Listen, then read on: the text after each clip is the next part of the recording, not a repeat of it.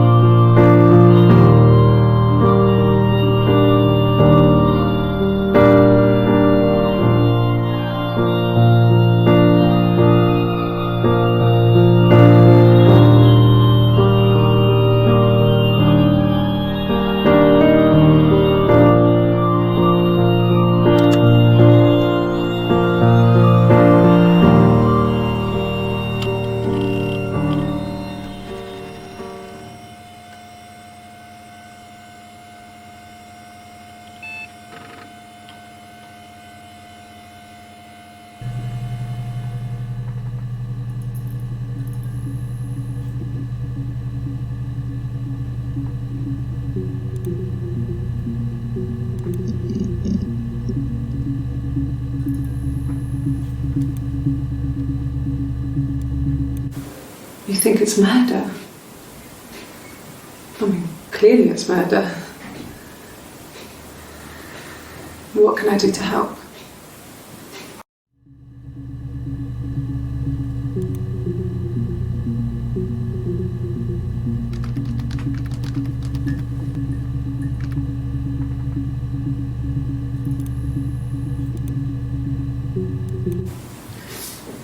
Yeah, that's me. But February, I mean, that was months ago. What's that got to do with Simon's murder?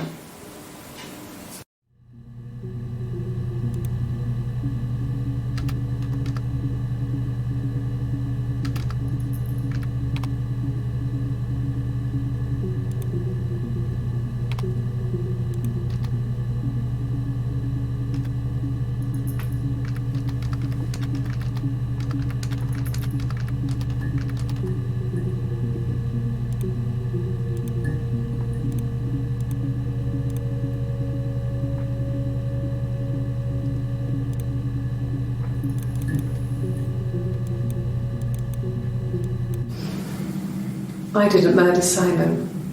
You've got it wrong. You've got the wrong person.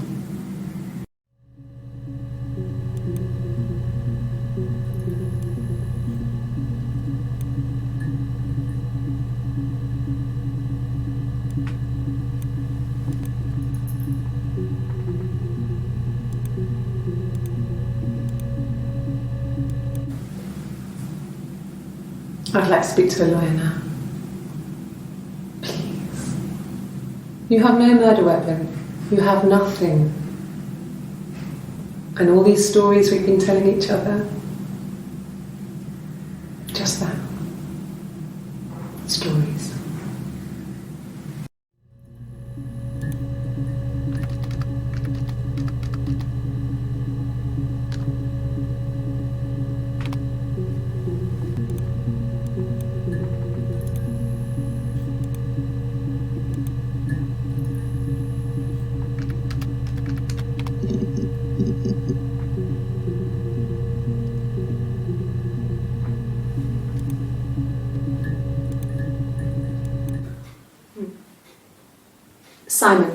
Simon Smith.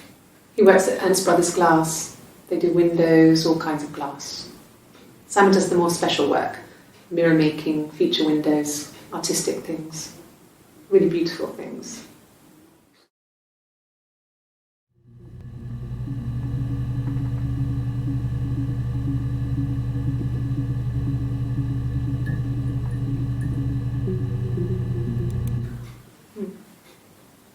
Simon Smith. He works at Ernst Brothers Glass. They do windows.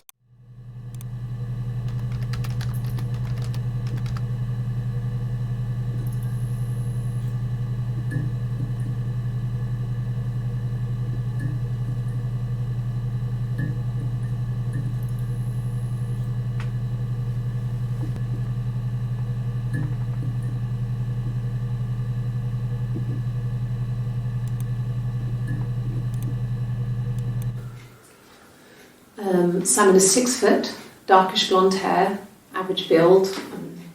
He's clean shaven.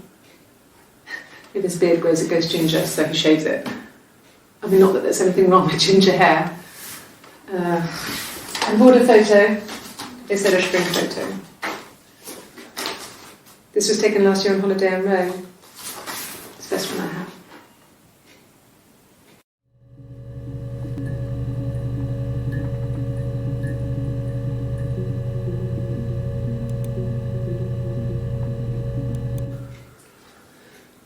Simon is 6 foot, darkish blonde hair, average build. He's clean shaven.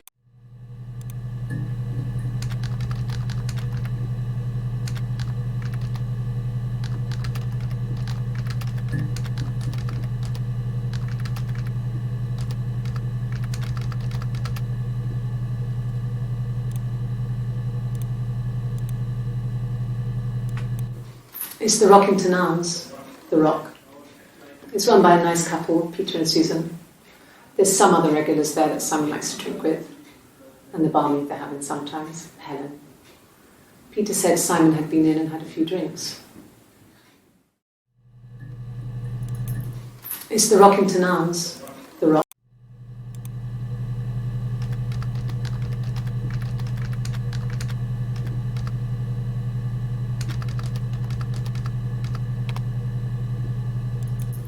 It's the Rockington Arms.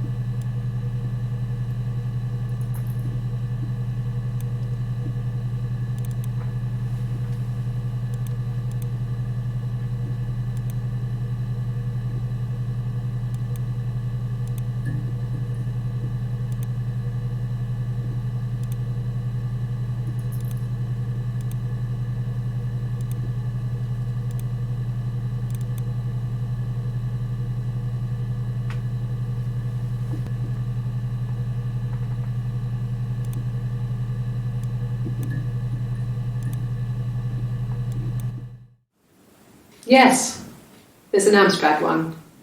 No one uses it for very much. There's a printer so you can write letters on it. Simon sometimes plays games, climb the tower, save the princess, that kind of thing.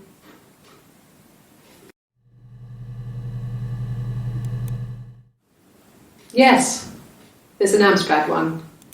No one uses it for very much.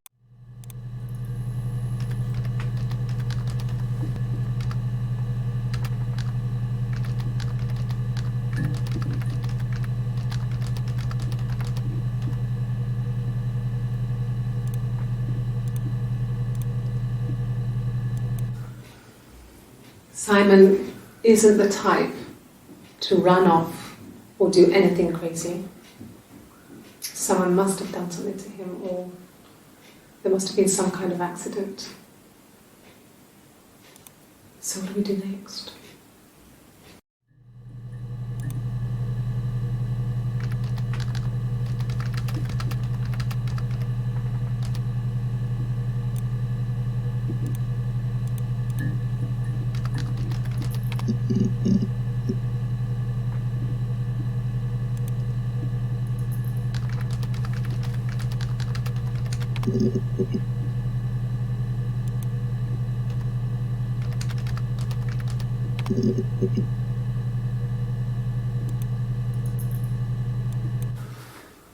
So, it was Friday evening, we had an argument.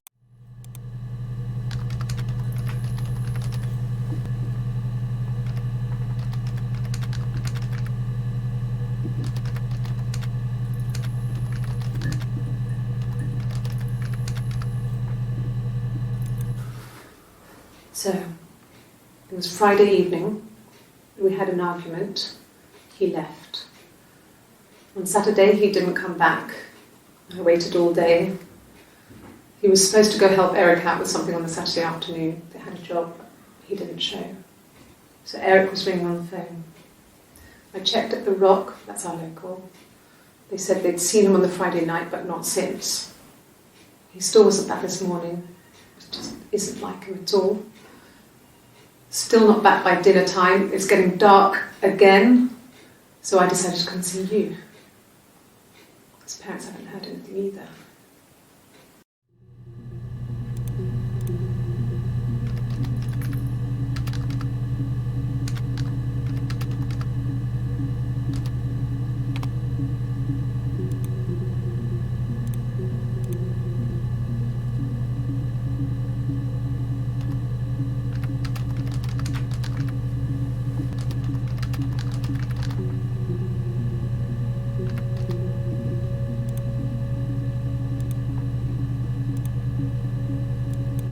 Oh God, I don't know. I mean, I guess the Rock. You've spoken to everyone there. Someone must have seen where he went. I don't know. So many things could have gone wrong.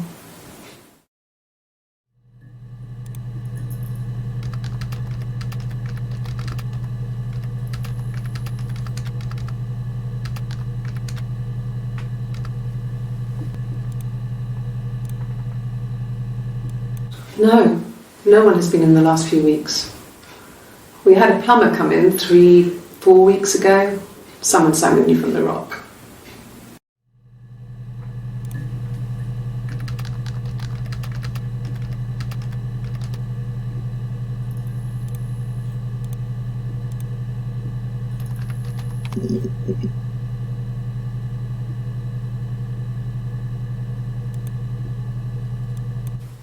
He was wearing a shirt, a blue turtleneck shirt and jeans. He has a watch, it's a really nice one. That was a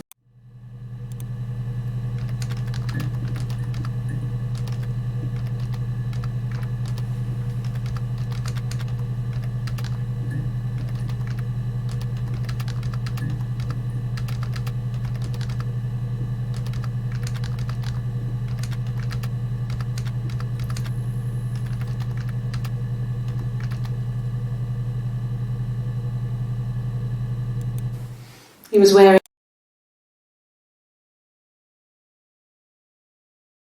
He had his coat, a long grey duffel coat, like Paddington Bear. He would have taken that with him. It's not in the house.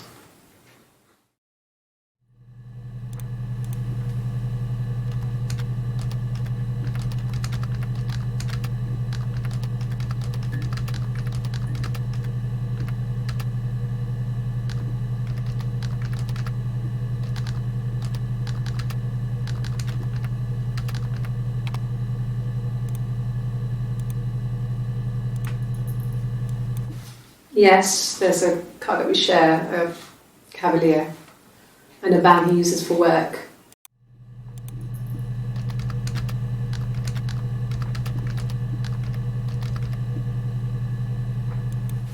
Yes, there's for work. It's owned by Eric, but we look after it. Both of them are there now, parked in the street. I'm not sure about the keys for the van. I can look for you when I get back.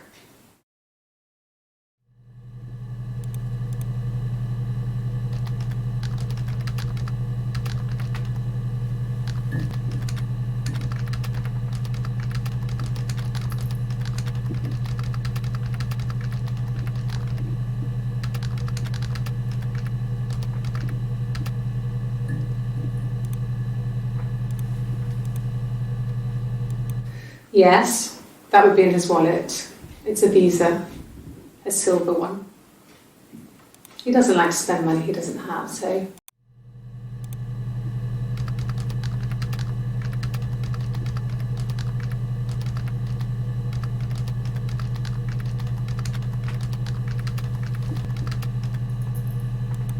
Yes. Doesn't have, so... He usually pays with cash, but Eric convinced him to get one.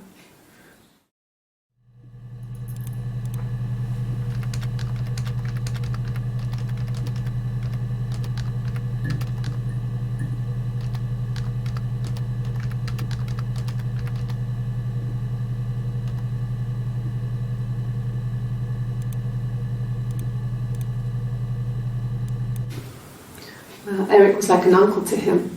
They were pretty close. They spent a lot of time with each other, especially when they have to go to conferences. Have you met his wife, Diane?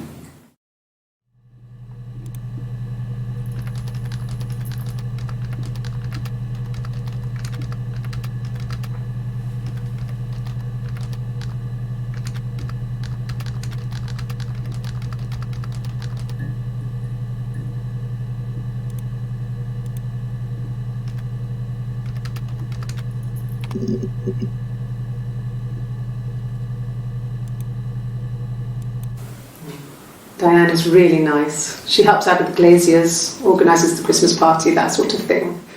They have 2 kids, really sweet kids. She used to look out for me when I worked there.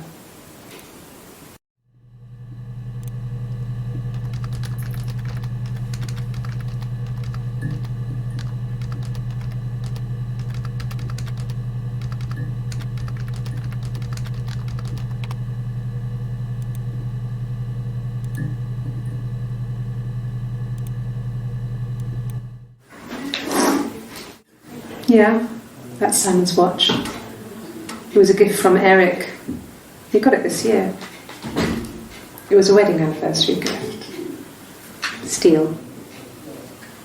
It would have been Diane who chose it. She has really nice taste. That time, it must eliminate me. I was in Glasgow then.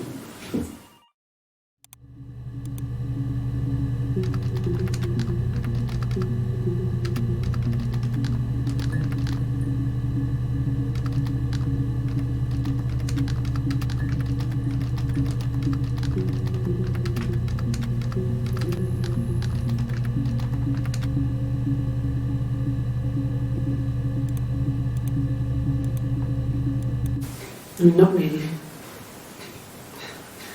He would go to the pub. He had his drinking buddies there, but no one ever really came back to the house. Sometimes Eric, his boss, and his wife would come over for dinner. That would be us returning the favour. Diane is a really good cook, into her trendy ingredients. And the last time Simon cooked something off MasterChef, he got the recipe off CFAX. And I did my Lloyd Grossman bit, commenting from the sidelines. I had to find fennel from the supermarket. Have you ever eaten fennel?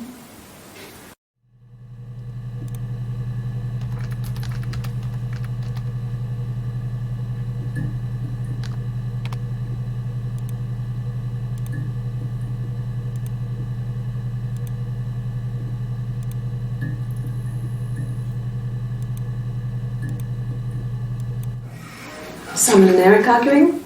No, I can't imagine they'd be arguing. And they get on so well. Unless it was something to do with work. Maybe Simon was being too much of a perfectionist. But I don't know. You should ask Diane.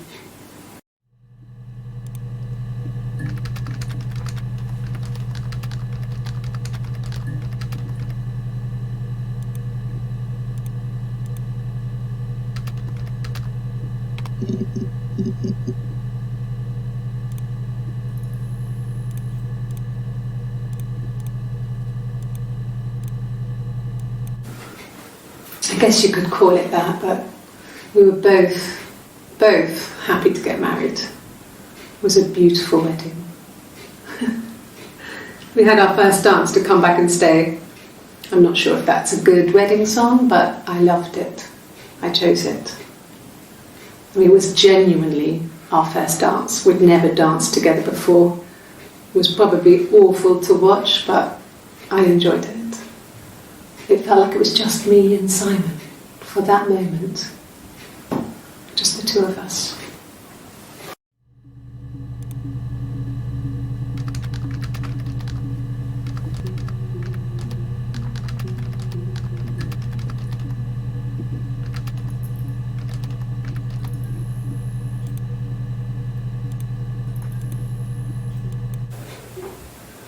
yes, we'd fight. We fought on the beach once and I held Eve's head underwater. There was no one else around. It was at the far end of the beach, and I held her head under and I kept it under. And for a moment, I just wanted to kill her and watch her drown. But that was it. It was just a moment. We made up afterwards. It was a love-hate relationship.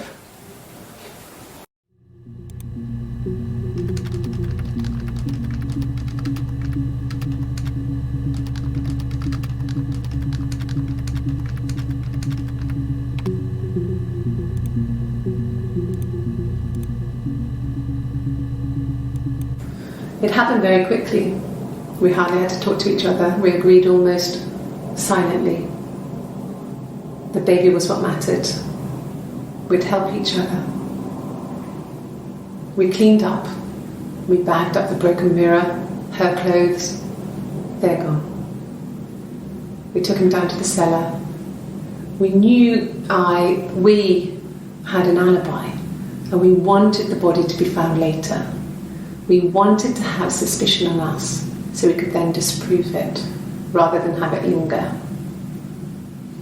Better to keep the body in the house than risk being seen with it. The watch, that was my touch to make sure the alibi stuck.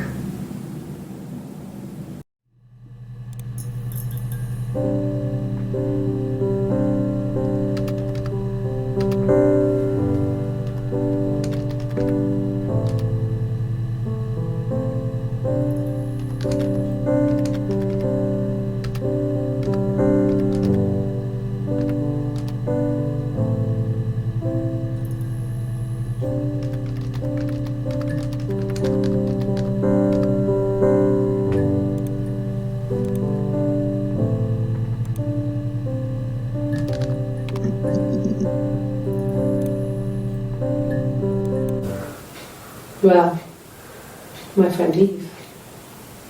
I mean, she was a friend from when I was a kid, and she was always more popular with the boys, and I used to hate her for it. I mean, really hate her sometimes.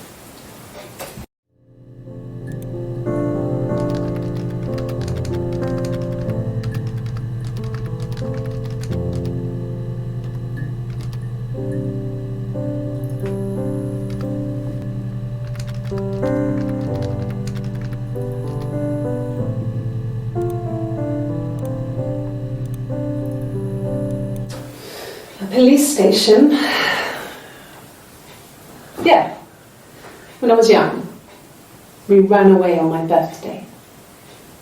Bob Dylan was playing in London and we thought we could break into his tour bus and have him take us with him. The taxi driver we paid to drop us off, I mean, we'd saved money, pinched a bit here and there to pay for the fare. He was suspicious because we were so young, so he told the police. So they came and picked us up and took me back to Portsmouth. My mum picked me up from the station. But I blamed everything on my friend Eve, so my parents let me off.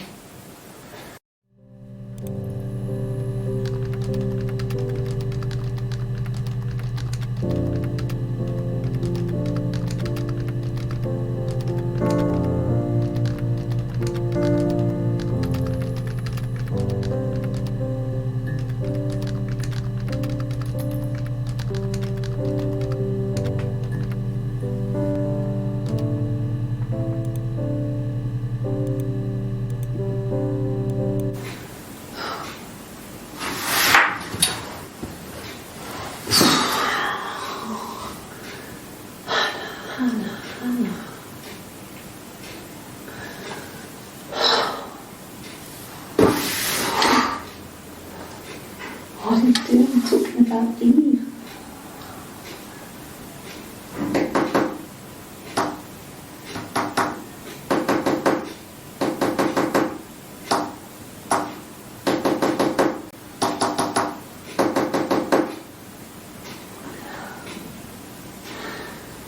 Poor Simon.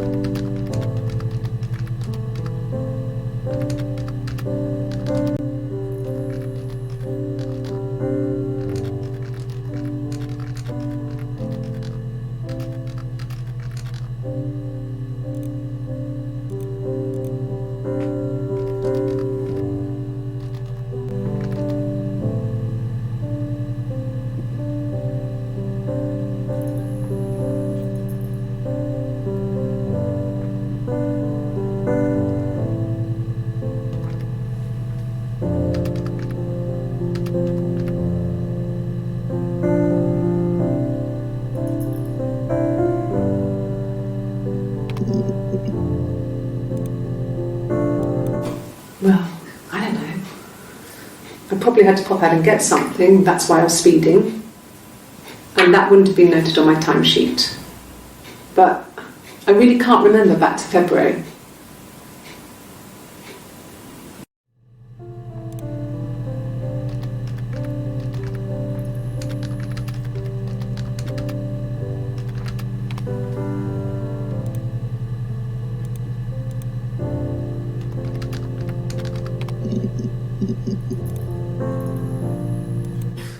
You must be desperate for leads if you're getting hung up over 6-month-old speeding tickets.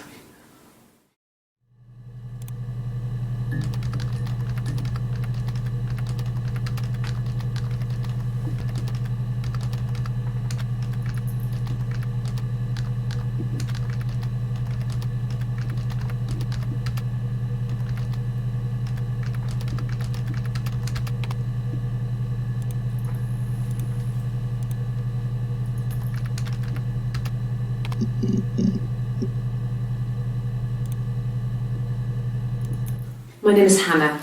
H-A-N-N-A-H. It's a palindrome. It reads the same backwards as forwards. It doesn't work from Lyric though, it's not quite symmetrical, but well, I mean, you get the idea. Sorry. Hannah Smith, I live at 31 Gladstone Street.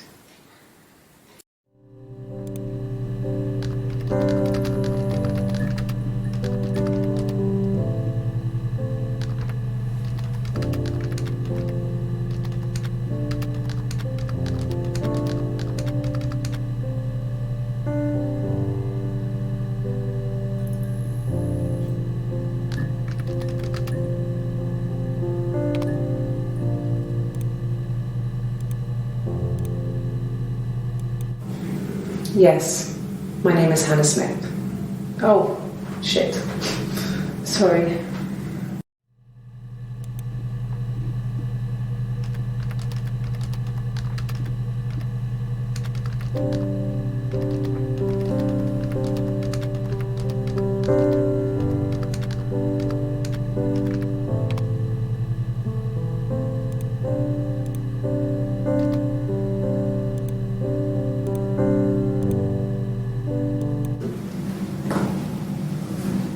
Across the road, where my parents first lived there, was a midwife called Florence. When Hannah was born, I was born at the same time. The midwife was there to help. I'd been throttled by the cord, probably wrapped around my neck by Hannah. The midwife told my mother I was dead, but I wasn't. She wrote all this stuff in a diary. Amazing what people will admit to on paper.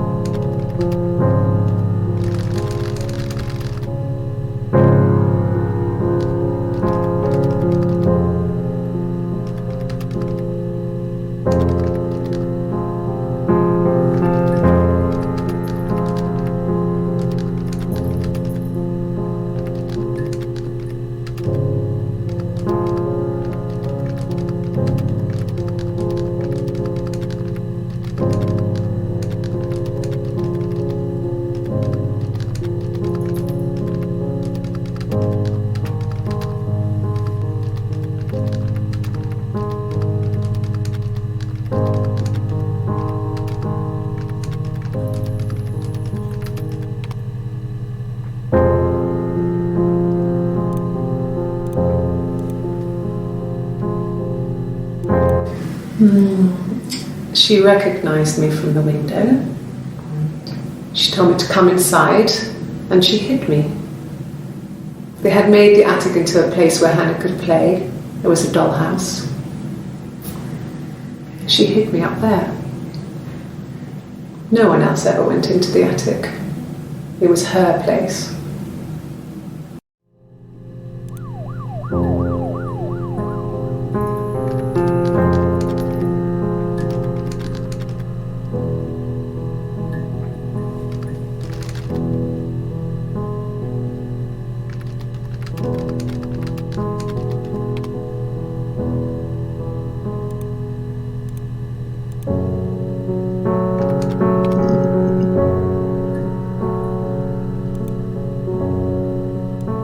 No.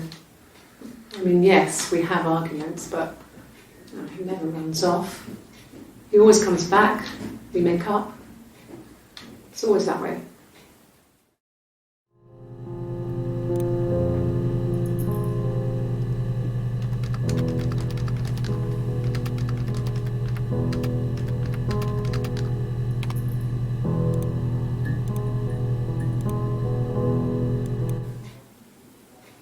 A long time. We got married when I was 17.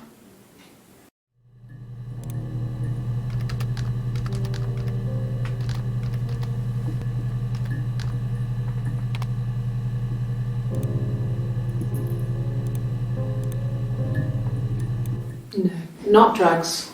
I mean, he drinks, but never very much. He goes to the pub and has one or two.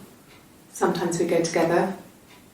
He drinks wine with food, but no, he doesn't have any kind of drinking problem.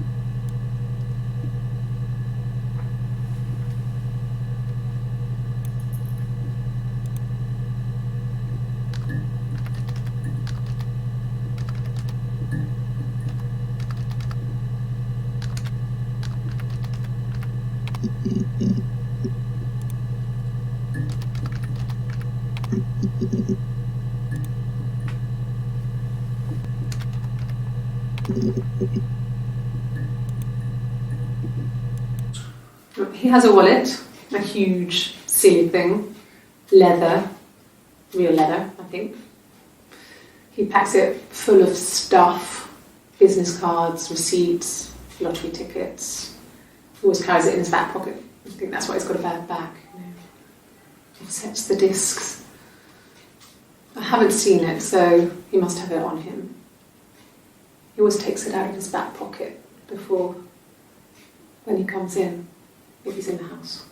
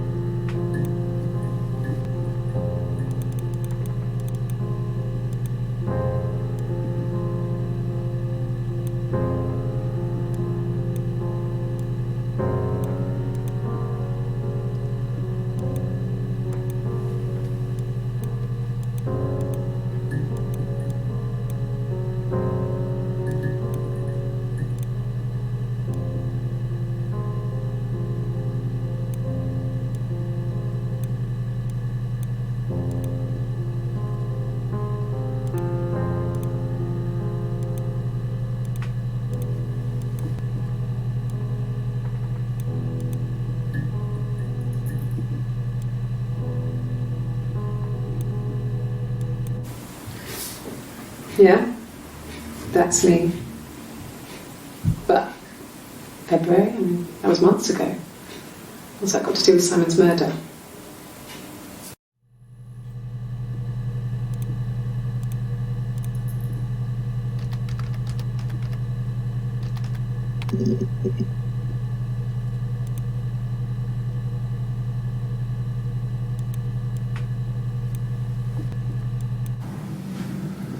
Florence took me home with her.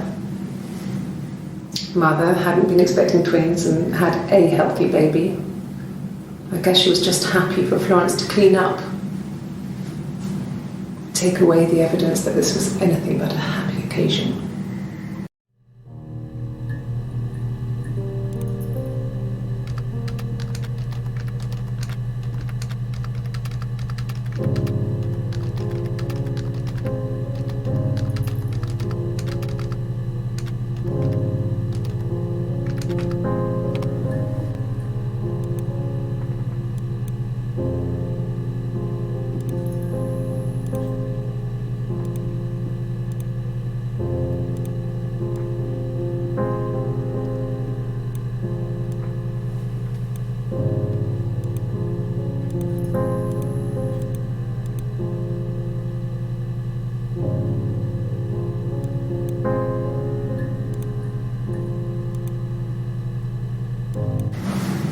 Florence raised me in her home. I never left it. She kept me out of sight. It wasn't odd for people to see a midwife with a baby, carrying in supplies, washing nappies, that sort of thing.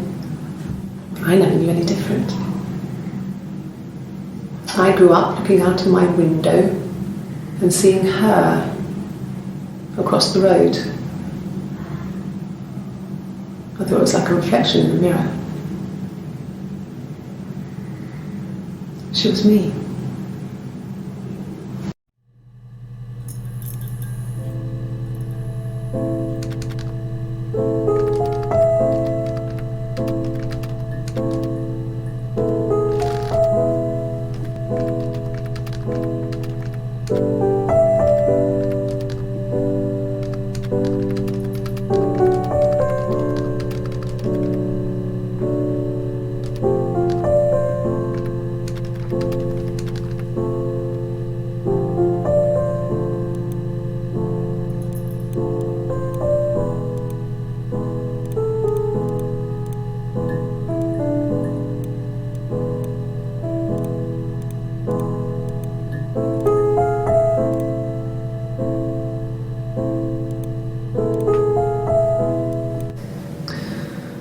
Florence was a warm, kind person, but she was broken, I guess. When I found her diary, I also found a biscuit tin.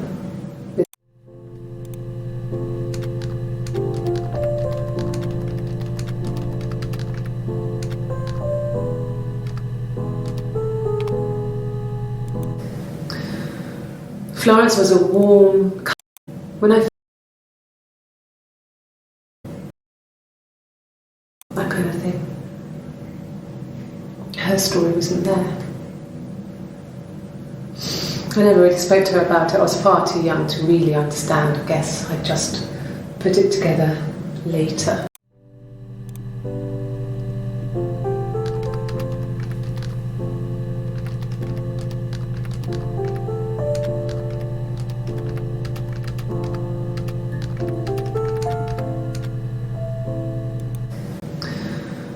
Florence was a warm plant, young to really understand together later, once I was older.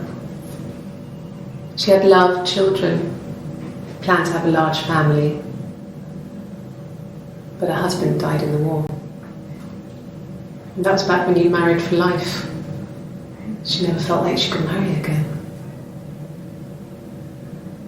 Isn't that strange? She was a widow from her 20s. But, I mean, I guess it was different then. You know, you married for life and she felt she could never marry again. I guess it was harder, a war widow.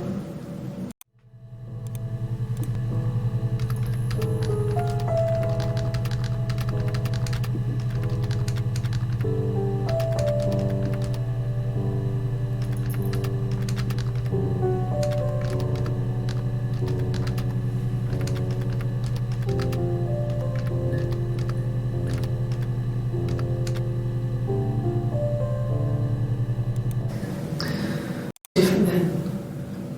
You know, you married for life and she felt she could never marry again. I guess it was harder, a war widow.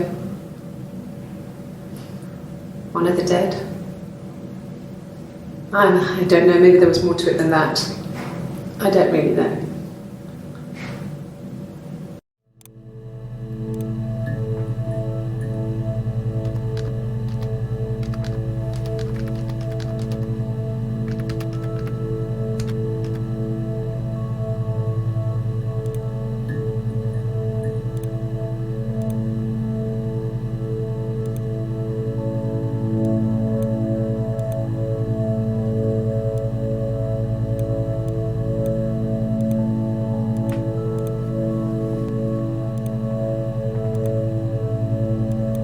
No, it was just me and her. It was the name they were going to call their first child. They talked about it and were going to try when he came back. Florence's family had a history of firstborn girls, so they were convinced it was going to be a girl. It's hard to know if this is all true. These are stories I remember that I read when I was a child. Maybe I misread, maybe I misunderstood. Sometimes it's hard to remember what happened last week.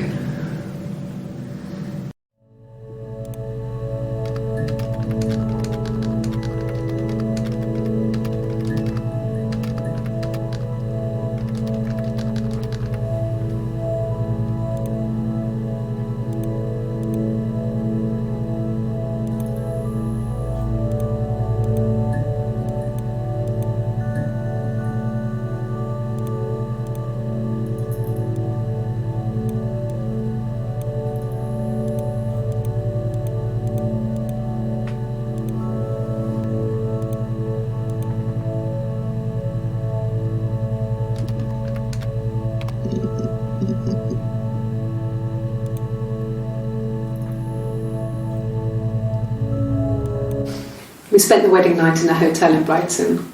It would have been too much to do more. We were saving for the baby. It was wonderful to be in a hotel, away from home, just alone together. Since then, we've always tried to get away for our holiday.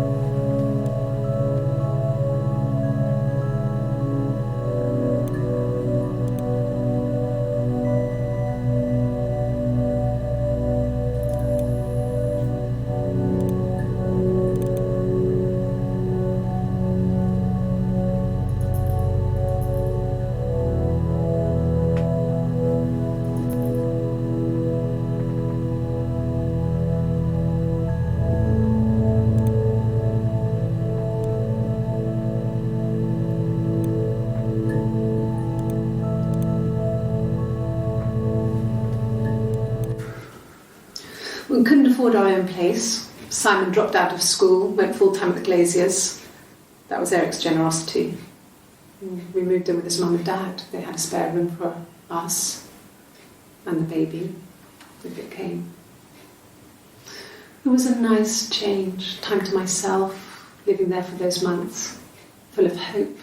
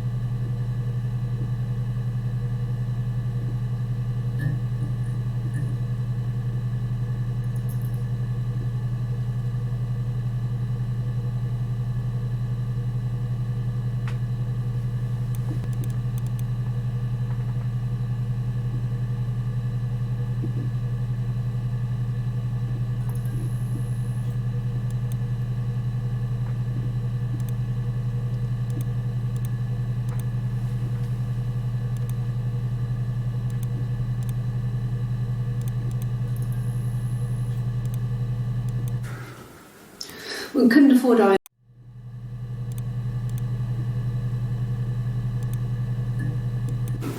No. I lost the baby. I had a miscarriage at 8 months. We carried on living at Simon's parents until...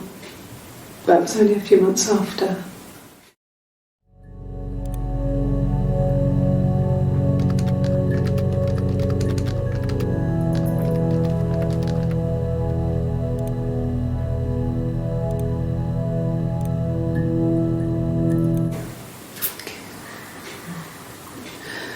It was after dinner. I'd spoken to Simon's parents on the phone. I looked up for an early night and I suddenly had this thought. I think it was something his mum had said. She'd been speaking about old stuff, sad stuff, about when we lived there, about the baby. There's some boxes in the cellar, nursery stuff we never needed, and I never had the heart to throw out. And I suddenly remembered that when I'd looked down there the week before, those boxes, that pile was in the wrong place. I went cold all over. I went down there with a torch and went straight to the back, and that's when I saw the bin bags. Pulled them open, saw the body. I screamed, and that's when I called the police.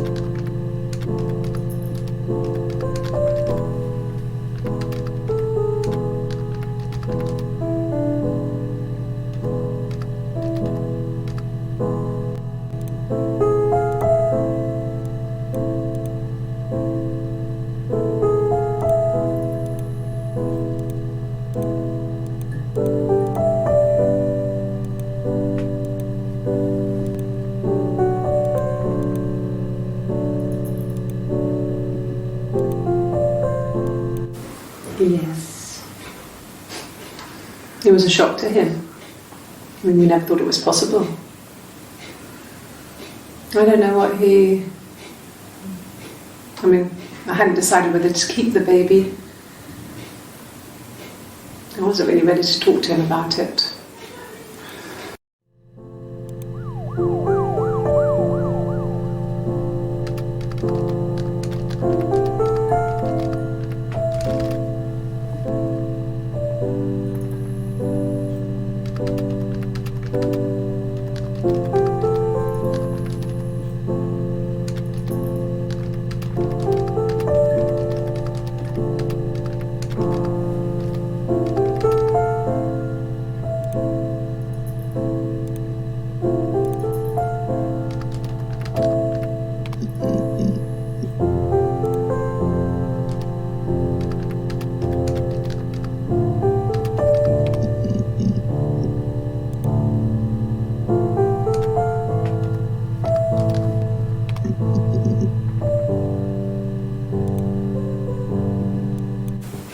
The bruise. I have a really fast metabolism, so stuff like that just comes and goes. I don't know if there's much more that I can tell you that I haven't already told the other policemen. I found the body.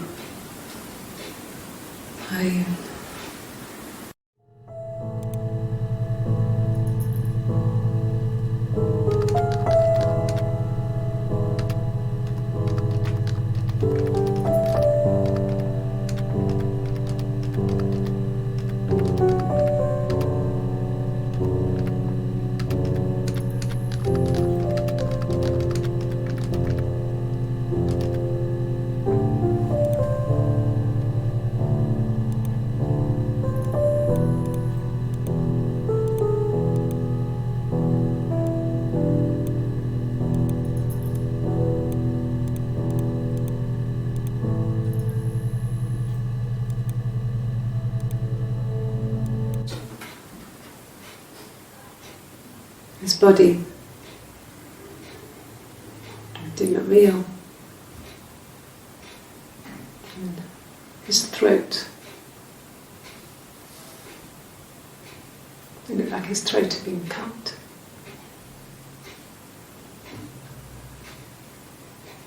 And I didn't see his glasses. He has these thick glasses.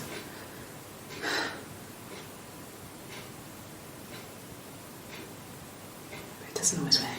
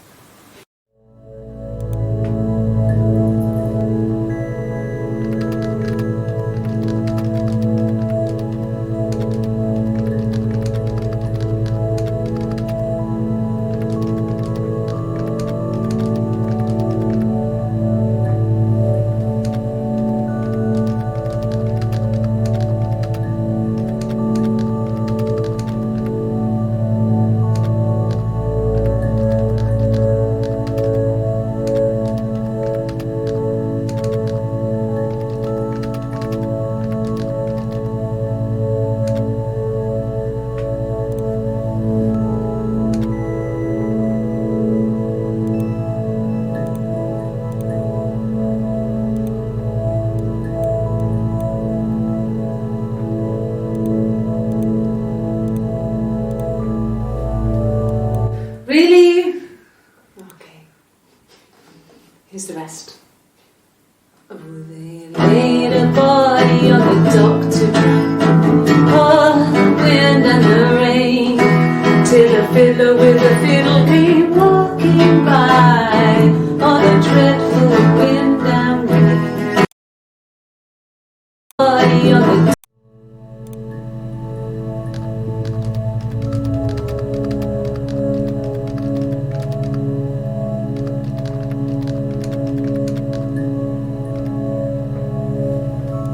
Really? Walking by on a dreadful wind and rain,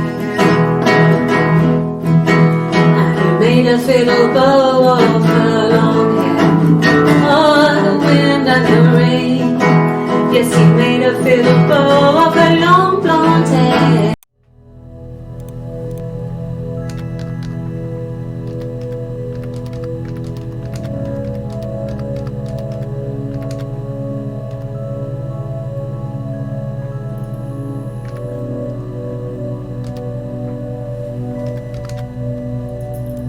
Really?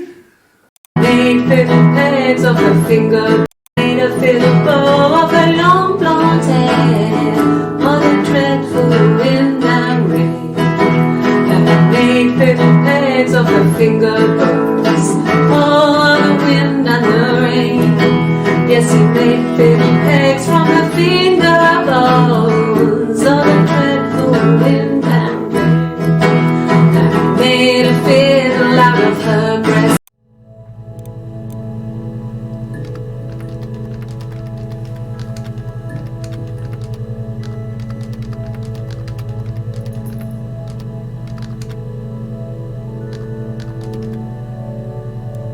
Really?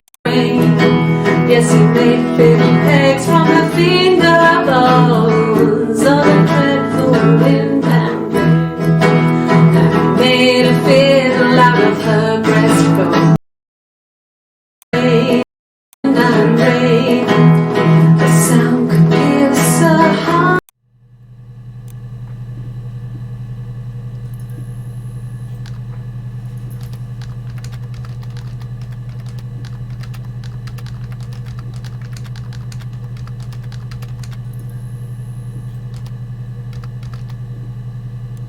Really? Made a fiddle.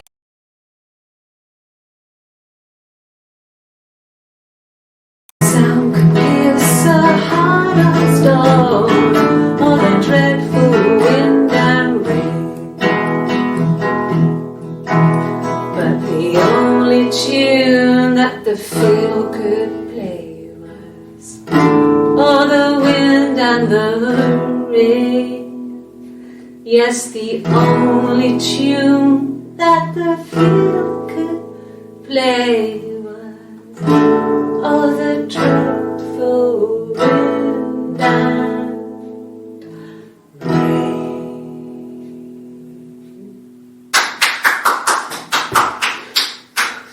Anything you sing may be used as evidence against you.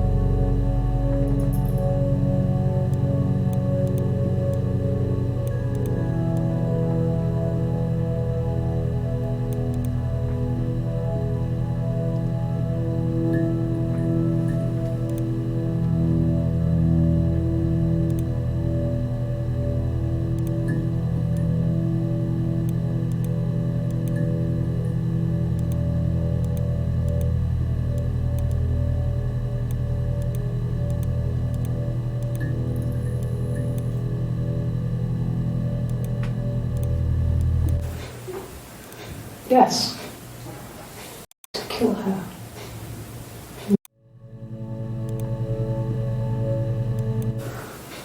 Well, my friend Eve. I mean, she was a friend from when I was a kid, and she was always more popular than me.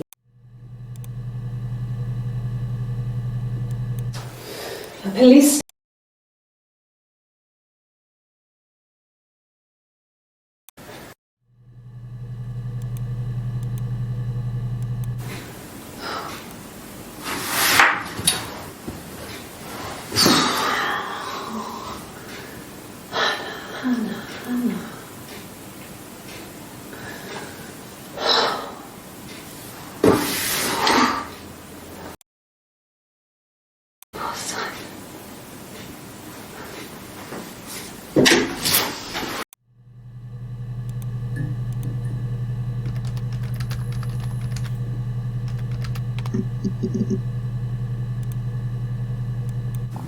Mum and Dad had never had any reason to notice. They were always busy. If Hannah was eating a lot, they didn't mind. She didn't put on any weight. That girl has a healthy appetite. If they heard us talking in the attic, they just thought it was Hannah playing one of her games. and that Eve was our imaginary friend. Once, she was already up and dressed and ready to go to school, and I snuck down for a piss. Mum saw me in my underwear, she went mad. "Get dressed this instant!" So I ducked into our bedroom, and seconds later, out came Hannah, dressed and ready. My mum was amazed.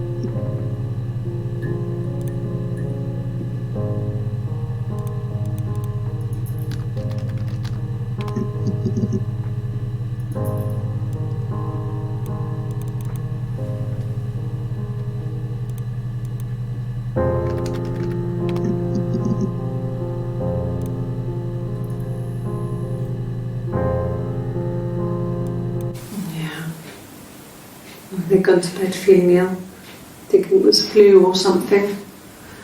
The neighbour called me, I had to use my key to let them in. We found them dead in their bed. And they'd been there for days, no one had noticed. Just awful. It was so soon after my miscarriage, the worst year of my life. I'd been so happy to get married, and after that it was just like, fuck.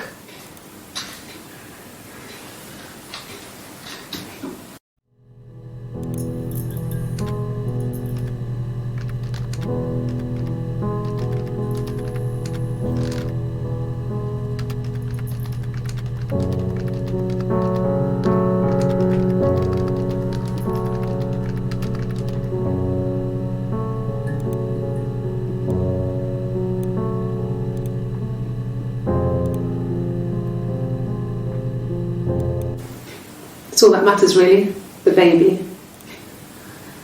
Simon's dead, but the baby, that's how he will live on. Our baby.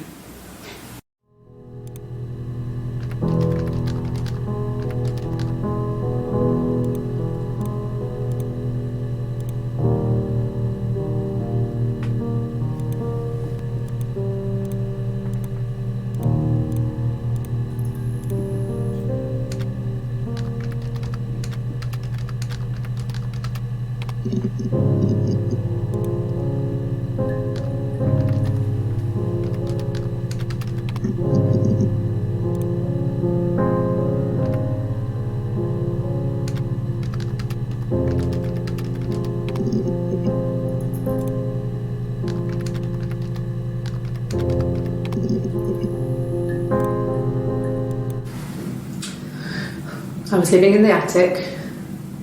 It was a very hard time.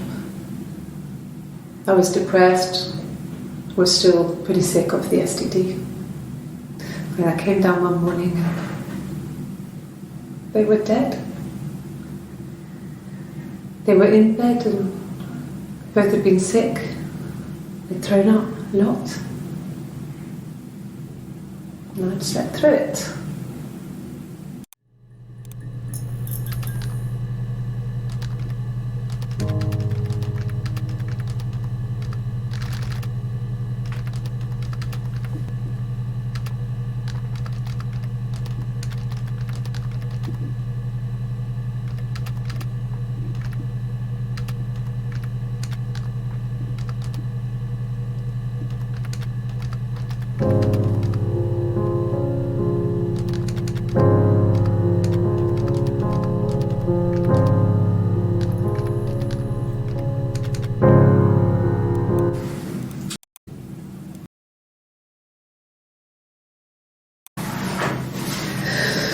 Dad was a mushroom expert. He used to take us picking with him and he taught us how to recognise them. There's no way he would have picked death caps.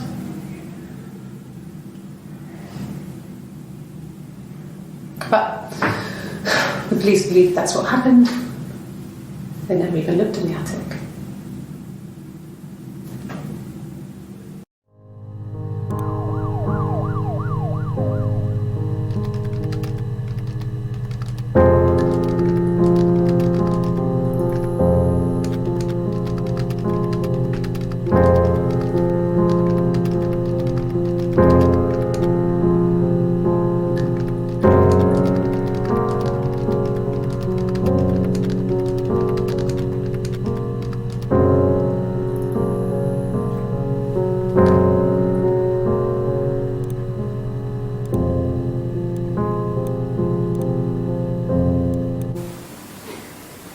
You're reaching here, and I don't know why. No, I've never cheated on anyone.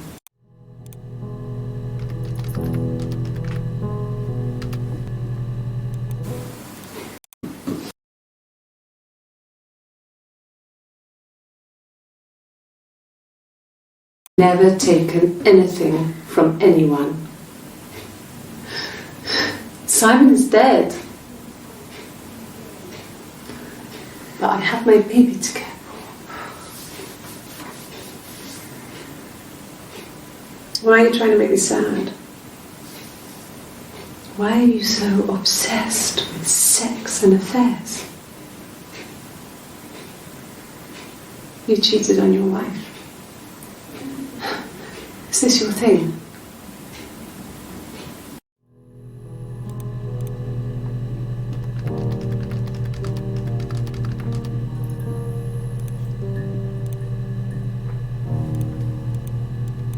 It was supposed to be a secret.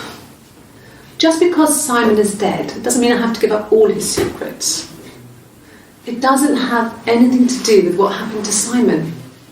No one murdered my husband because he cheated his expenses for a romantic weekend in Oxford.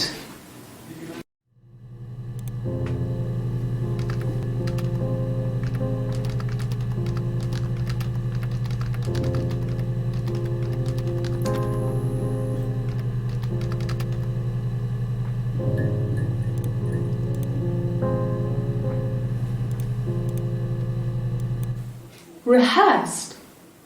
You ask me the same question, you'll get the same answer. Is that your evidence? Of course I thought about what happened then. It's all I've thought about. My husband is dead.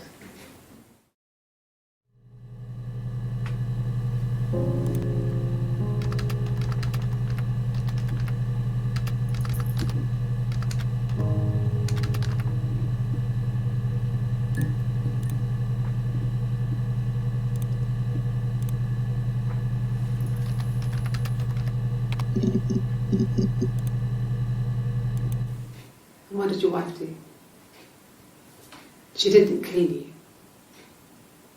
You think I killed Simon because he was having an affair?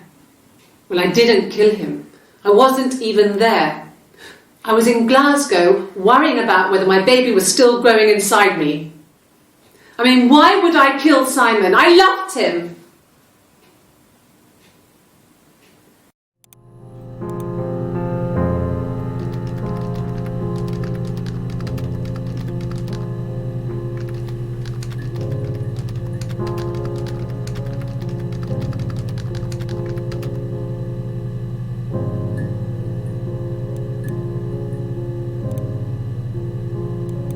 An affair? Simon wasn't having an affair.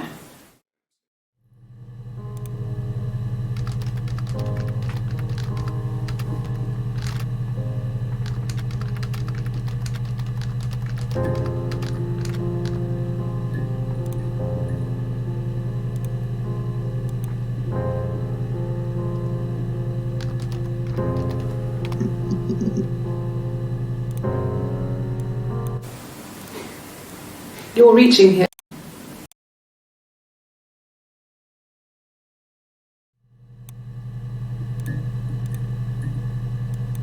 It was supposed to be a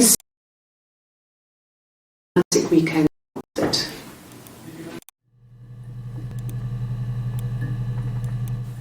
Rehearsed.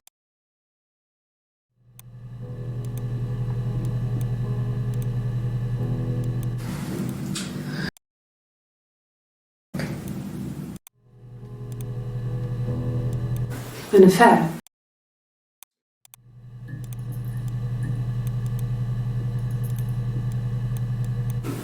No.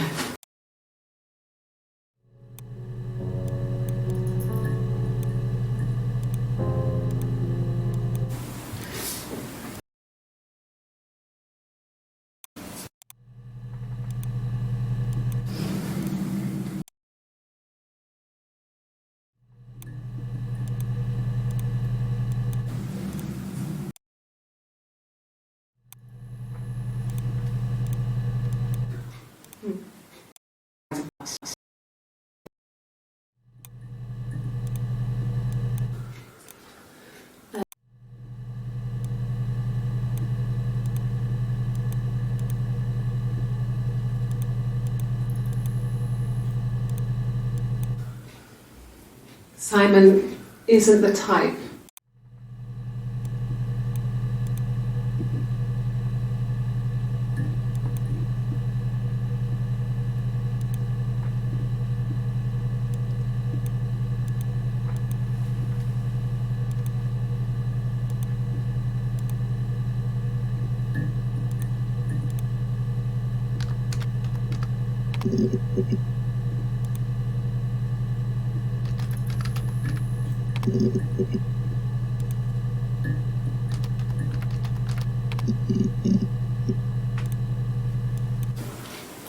I thought it made me sound suspicious. It's not a normal thing to do, to drive to the other end of the country. I wanted to keep it simple. I know it was stupid not to tell you everything. Saying I spent the night in Glasgow when my husband went missing, I thought it would, distract you from Glasgow when my husband went missing. I thought it would, distract you from what was important. It's different now. Now he's...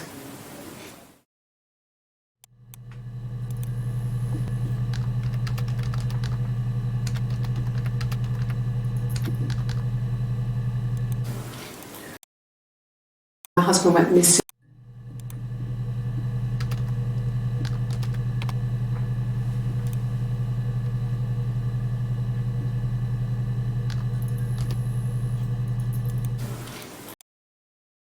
My husband went.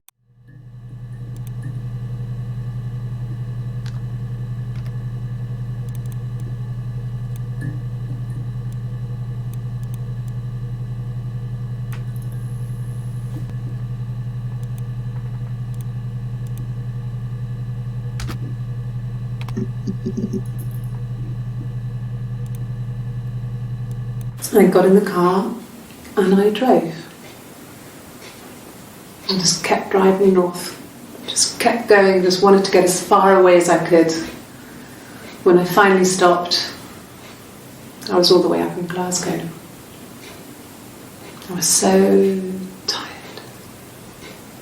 I just had to sleep.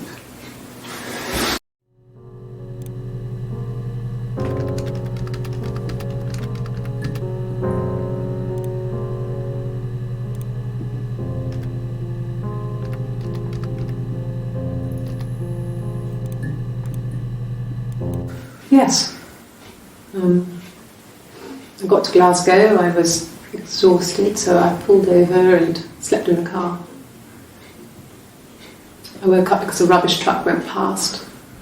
I got some petrol, bought a coffee and a pastry, tried calling someone from the payphone, and then headed back.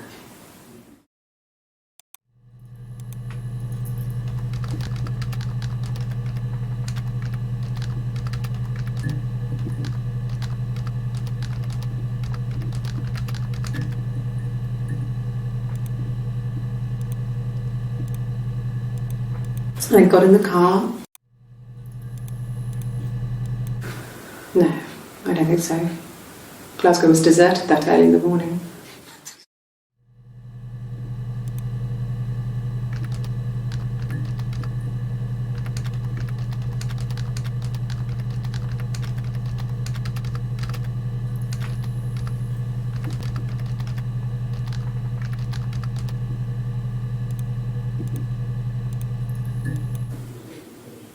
When I arrived in Glasgow, I was exhausted. The streets were empty. I was driving badly. And I hit a taxi. Not a big crash, just paintwork. The guy was so pissed off because I didn't have a driving licence on me. But when I told him I was pregnant, he made sure I got to the hospital so they could check me out. It was fine. The hospital must have details when I was looked at. There's a scratch on the car.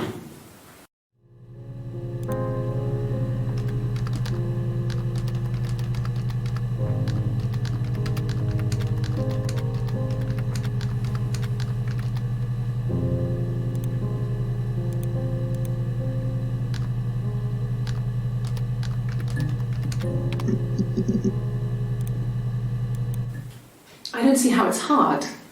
We've established I was in Glasgow when he was killed. You've spoken with the hospital.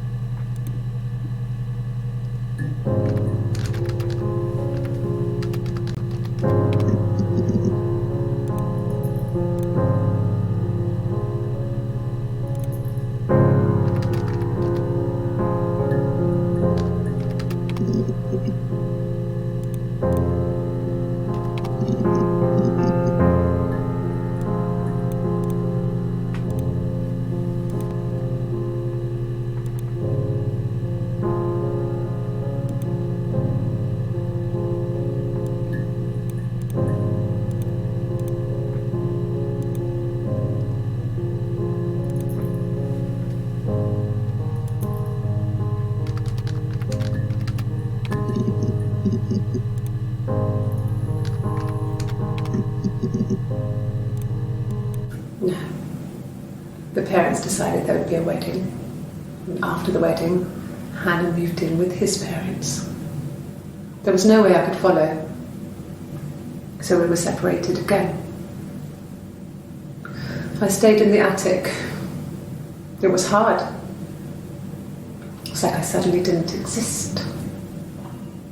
I would sneak out, but in case anyone recognised me, I started wearing a wig.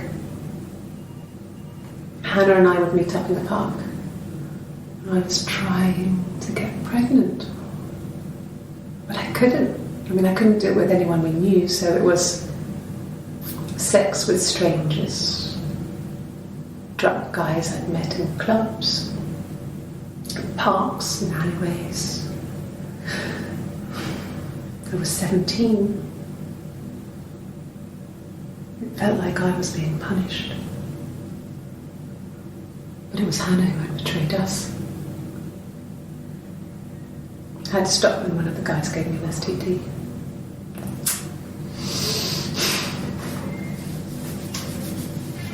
When we met up, it was disturbing. For the first time, my reflection, she didn't look like me. She was fatter, flushed. If anything, I was getting skinnier. I found it hard to look sometimes. We talked about what to do. Was it time to become our own people? That seemed like the right thing to do, but neither of us wanted it. We agreed that her and Simon would get their own place as soon as possible, and then I could move in. And that was the plan.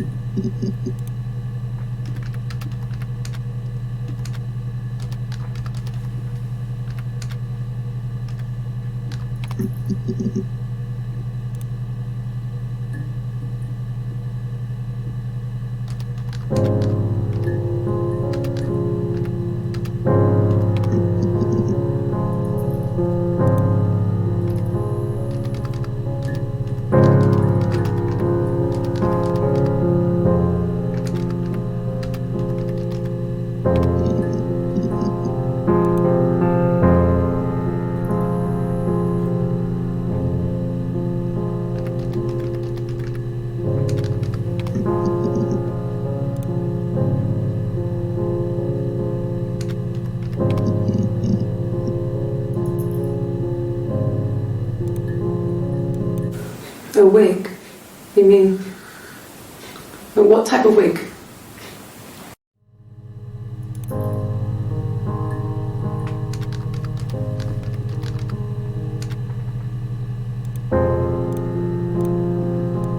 No, I've never worn a wig. What kind of wig?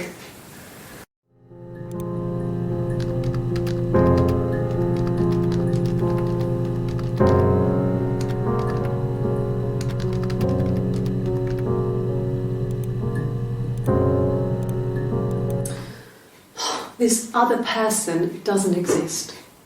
I don't know what the blonde wig is, but it could be anything. Have you looked at the cat flap?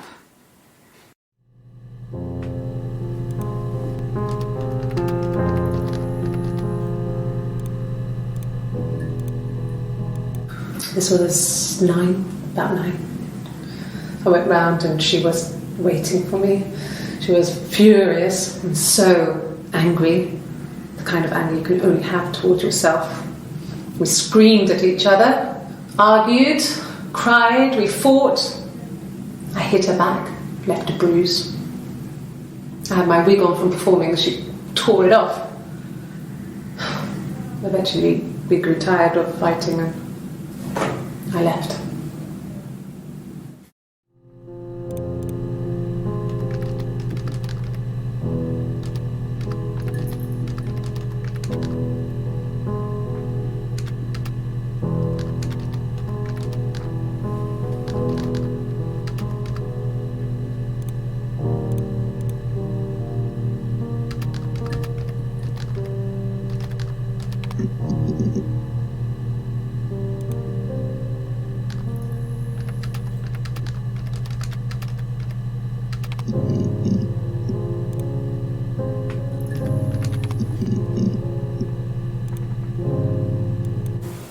Okay. There's a girl and she's staring out of the window. She's sad.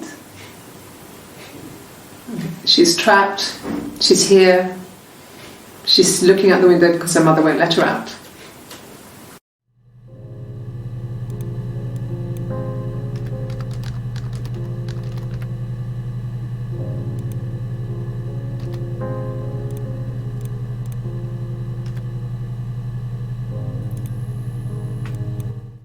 No.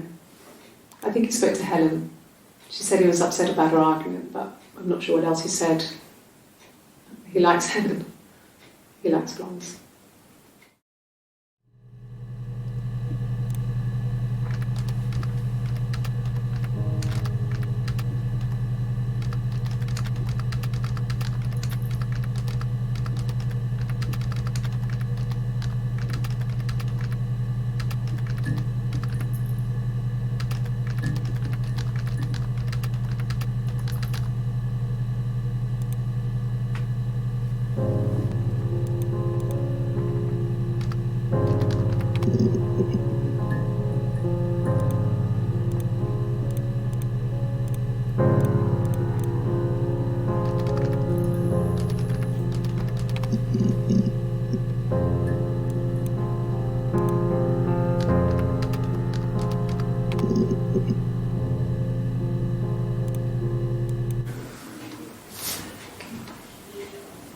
Well,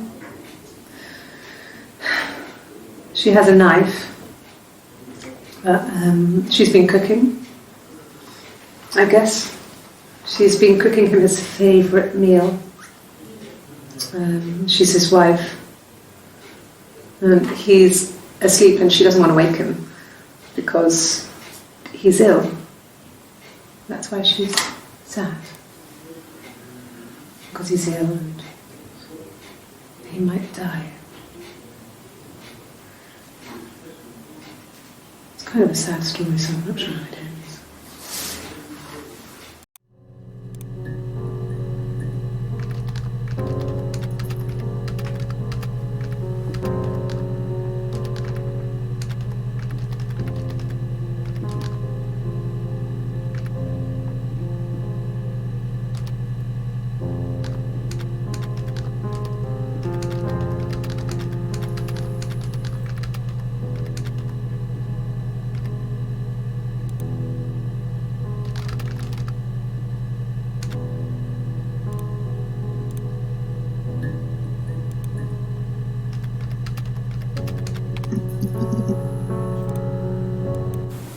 They said it was food poisoning. There was something in the food they ate. My dad liked to pick mushrooms, grow them too. They said it was the mushrooms. It was hard to believe. Death caps. They have a skirt around the cap. My dad taught me that. But, the police had no reason to think it was suspicious. They lived alone. And no one had any reason to hurt them.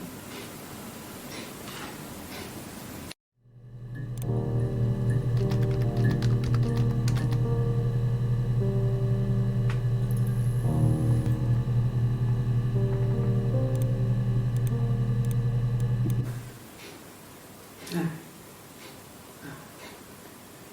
The whole thing was wrong. The bags, I think they were from our kitchen, you can probably check that. We never go into the cellar.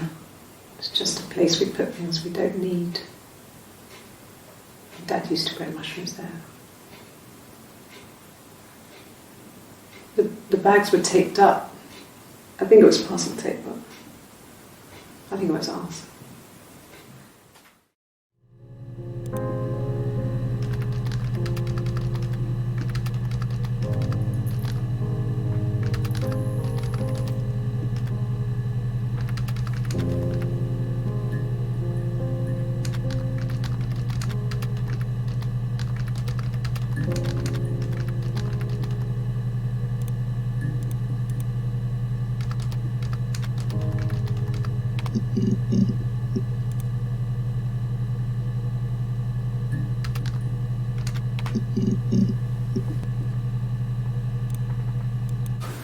When will the police let me back in the house? And they let me take a bag of clothes with me, but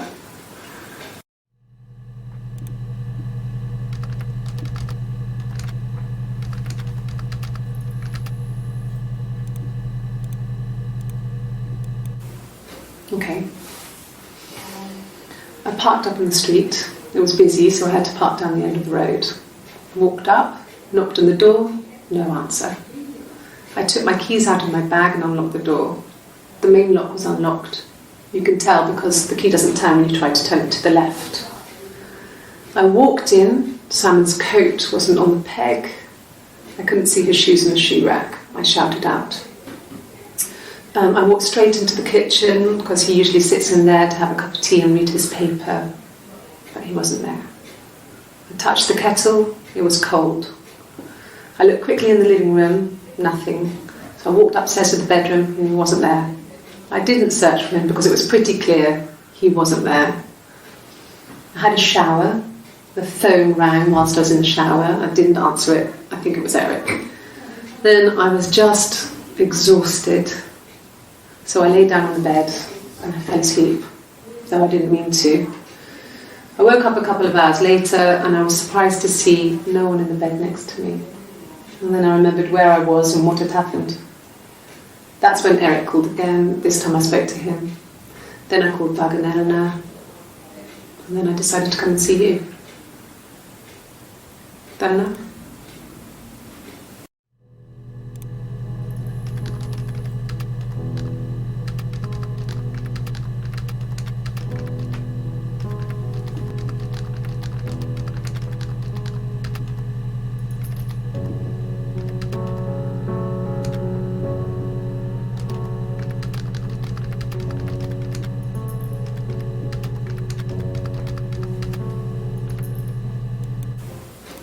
When Eric called again.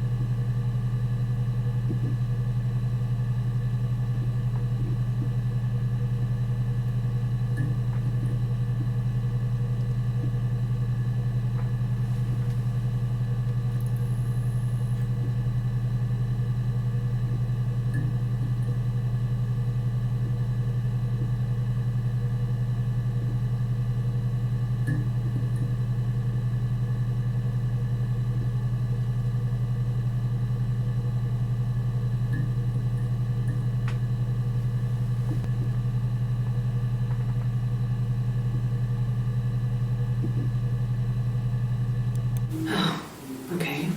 Okay. I parked up on the street. It was busy. So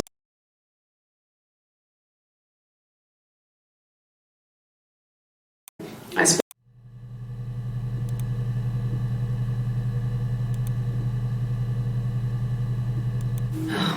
okay.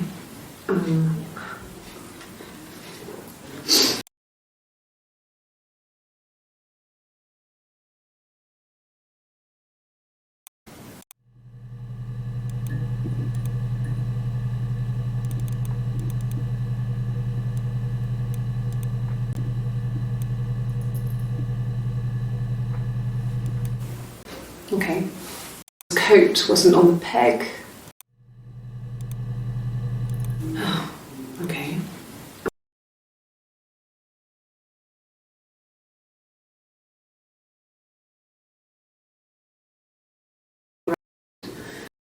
So I lay down on the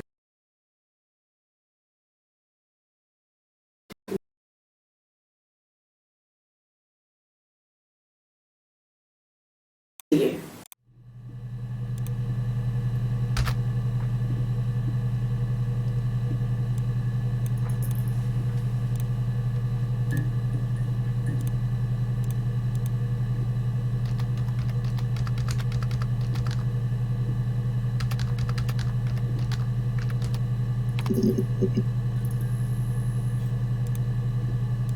Yeah. I've been round to Doug and Eleanor's and they're very worried. I feel sorry for them.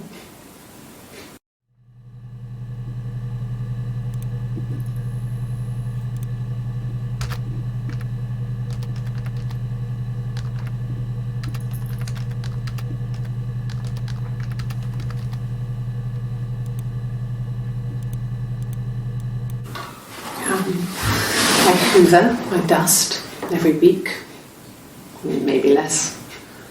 I once asked Eleanor how often I should dust, and she said, if people ask, tell them you do it once a week, but every few weeks is okay. I think she was just trying to make me feel better. I mean, when I was there, she was hoovering every day, ran an ordered house. You know how that generation is, putting on a brave front. She has secret stashes of cigarettes. Doug doesn't even know she smokes. When I was there, I saw her. She has these sort of porcelain vases, ornamental, next to the Reader's Digest books. Cigarettes inside. And she still has them. I mean, last time I was there, I looked in a vase. There was a fresh pack. I mean, all those years of marriage, and she still has a secret like that.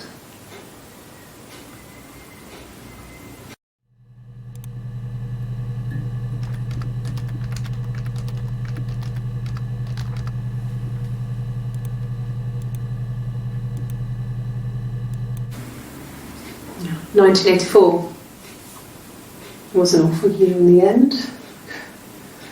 We were living at Doug and Eleanor's. I lost the baby at the end of spring and my parents died in the summer.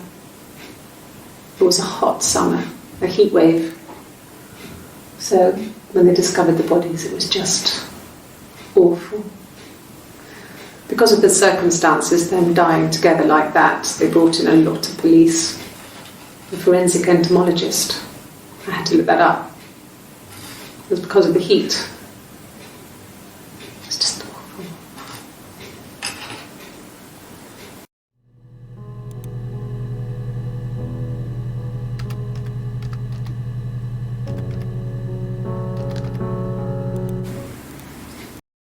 And Ellen, at the end of the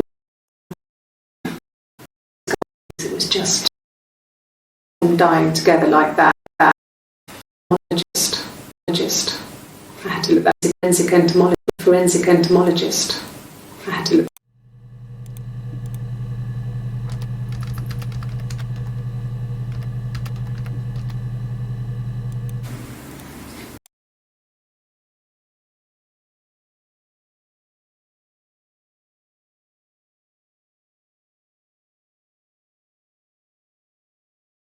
Entomologist.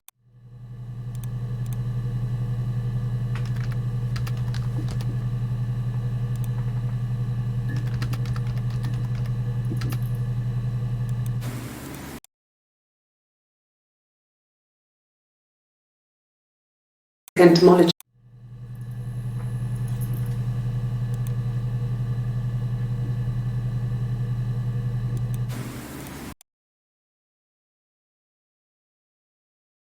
Entomologist.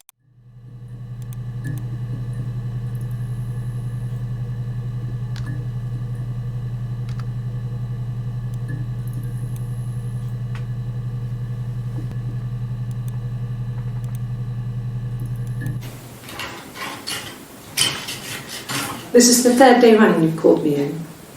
I speak to Doug and Eleanor every day. And they say you've been asking a lot of questions about me. Should I be worried? Am I a suspect?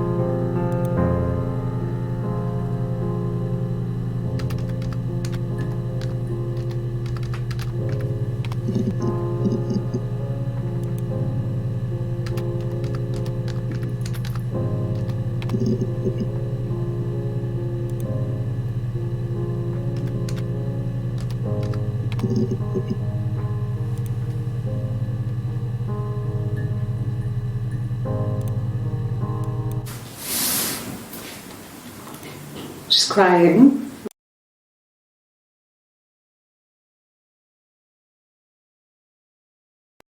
Because she finds out it wasn't her husband, it was his brother. And so it's fine.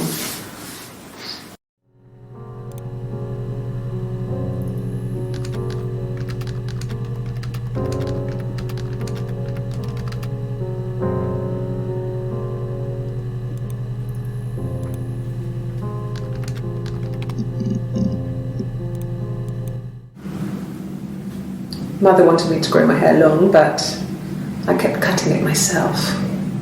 I wanted to look like my reflection. She always had short hair when she was little. Mother would hide the scissors, but I would find a way. Cut it with a bread knife, something like that.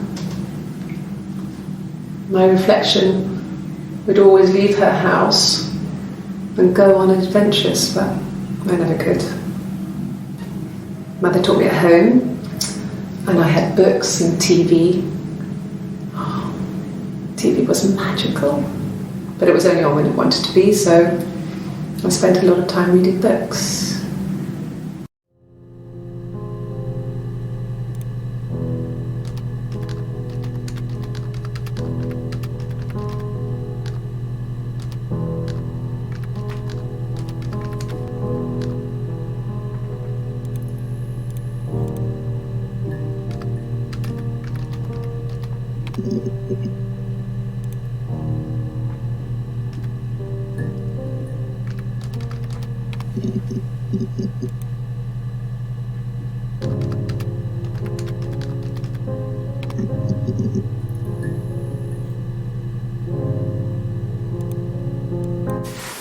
Silverleaf?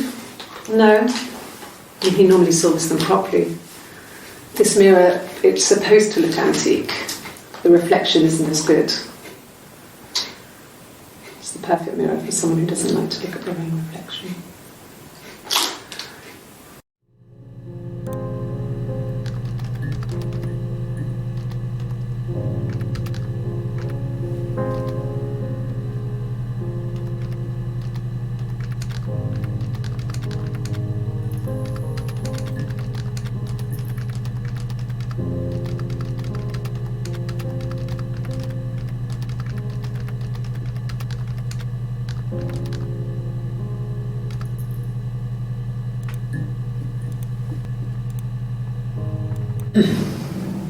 Yes. The first time we saw each other, it was strange. We both realised at the same moment, I think.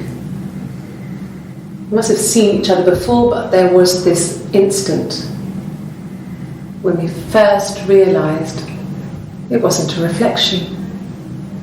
The reflection was staring back. I think I was 5. It was my birthday. My reflection was wearing a party hat and waving. I knew what party hats were from books. And it suddenly occurred to me, today must be my birthday. I waved back and we just spent ages waving at each other and copying each other's movements.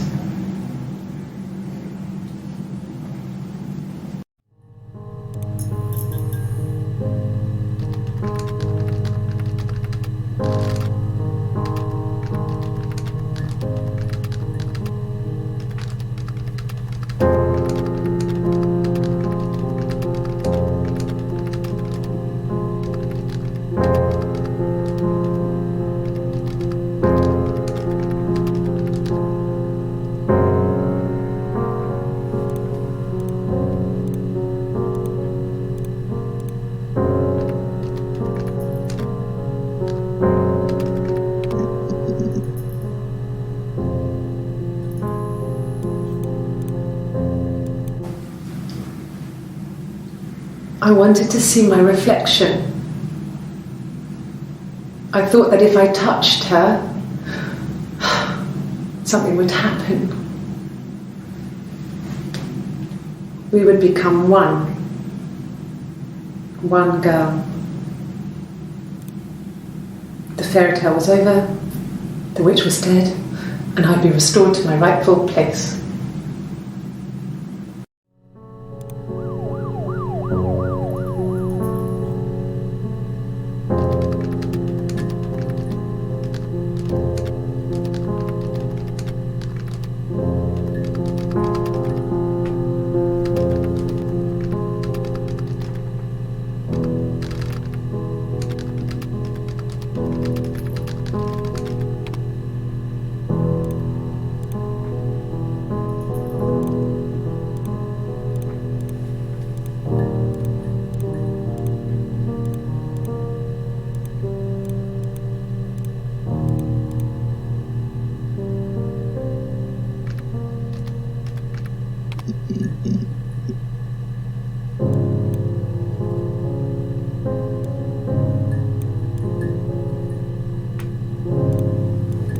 Yes, that's my birthday. Not one of the big ones, but I guess you can see that.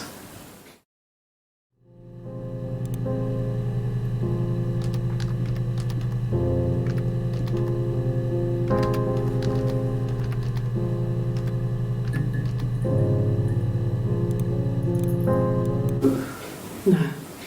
Well, yes. He found out on my birthday. I told him I was pregnant.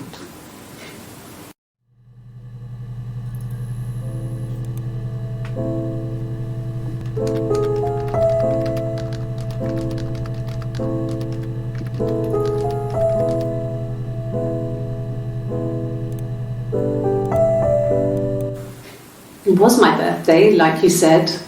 We were going to have a meal at home. We had our meal. He gave me his present.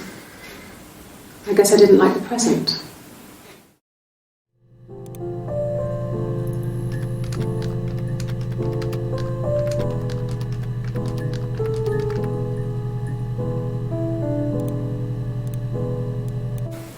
From when I woke up. Okay. I woke up. Simon was already up and he made me birthday breakfast of eggs Benedict. We both had to go to work, so we saved presents till later. I got to work, had some birthday cake, children sang me happy birthday, then I came home. The birthday meal was a takeaway, and Simon gave me his present, which I didn't mind. And after that, we talked about the baby. It turned into a big argument. Simon left. I was furious. I wanted to get as far away as I could and get some space to think. So I left.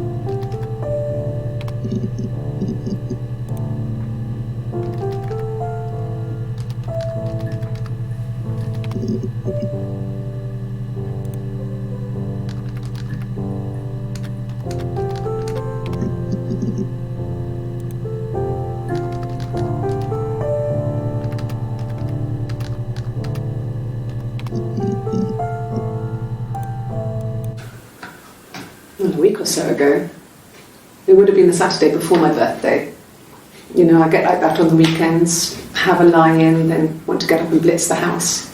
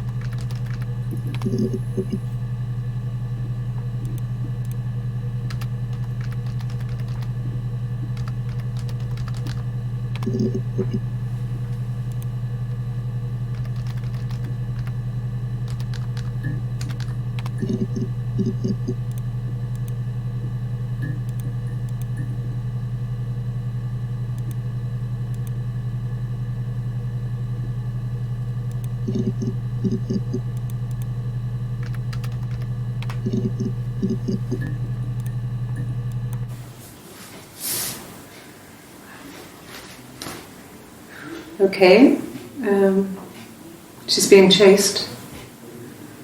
They're trying to catch her because she did something bad. I guess she broke the rules. Or maybe they think she did something bad. Maybe it wasn't her fault. She looks scared, not guilty. Maybe it was mistaken identity. Did they catch her there? I don't know.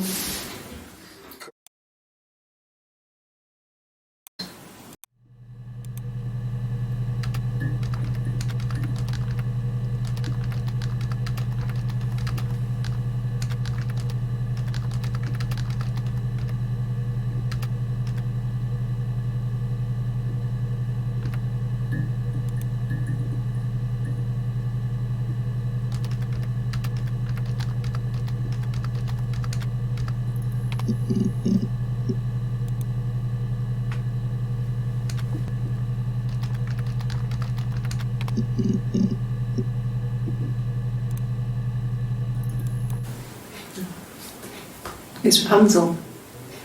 The story starts when she's born. Mother Gothel, a witch, takes Rapunzel from her parents and keeps her locked up in this tower. Rapunzel gets pregnant by the prince, and Mother Gothel is furious, so she cuts off her hair and throws it. Actually, her hair's already short here, so that's already happened. So she throws her into the wilderness, and Rapunzel is reunited with the prince, who's blind, but she kills him with her tears, and so it's a happy ending. Is that too much?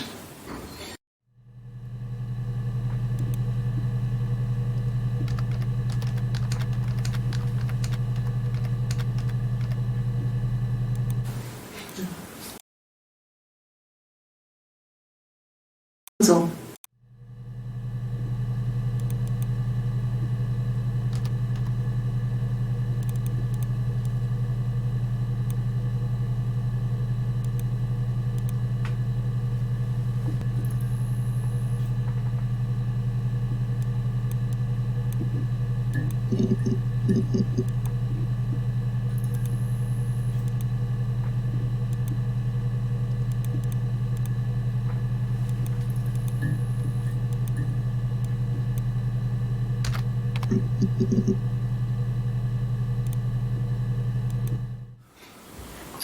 Sorry. The picture, the way it's drawn, just reminded me of the books we used to read as children. I read those fairy tales over and over, and they were so real to me. Rapunzel was my favourite. My brain is just full of it. Are any of these in colour?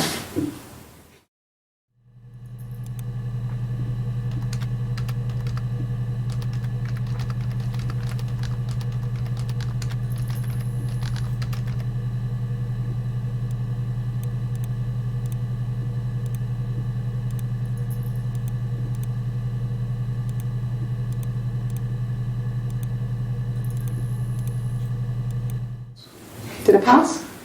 Sorry, I messed it up with all that Rapunzel stuff. Do you need me to do that card again?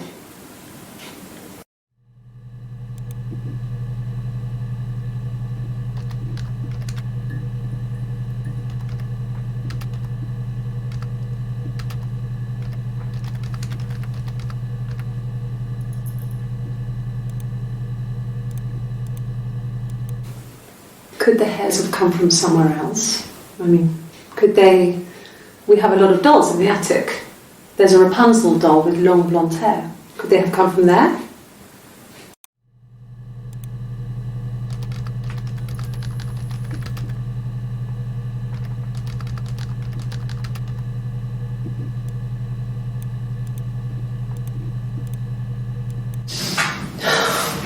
We were obsessed with fairy tales. Not just the pretty ones, but the traditional ones. They were dark and real, bizarre and violent. Felt like life. We had this huge old book that I think Mum must have bought from a library sale. The illustrations had thin tracing paper over them to protect them. They were in colour, shiny plates. At the front of the book was an index of illustrations. We read that more than the actual stories. We'd read aloud the captions and flip between the pictures. There was something intimate about peeling back the tracing paper, undressing the pictures. Rapunzel's hair is cut. The eagle plucks out his heart. The princess pricks her finger.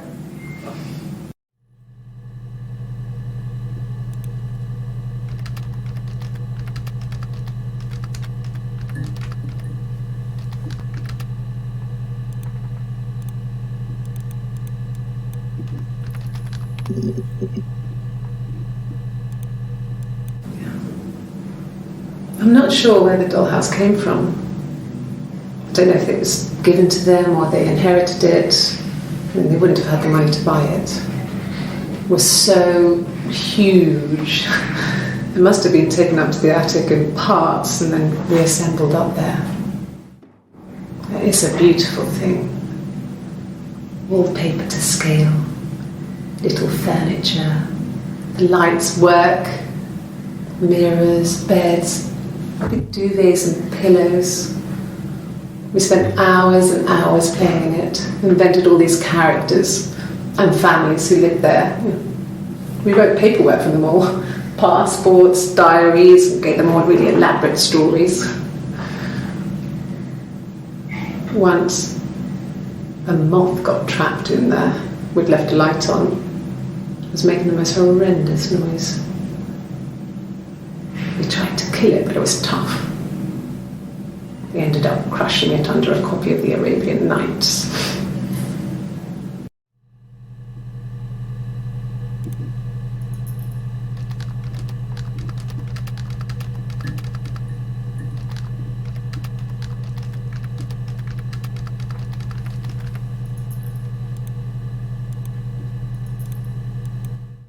Yes, I read a lot as a child. And Castle. We used to play out there and make up our own stories.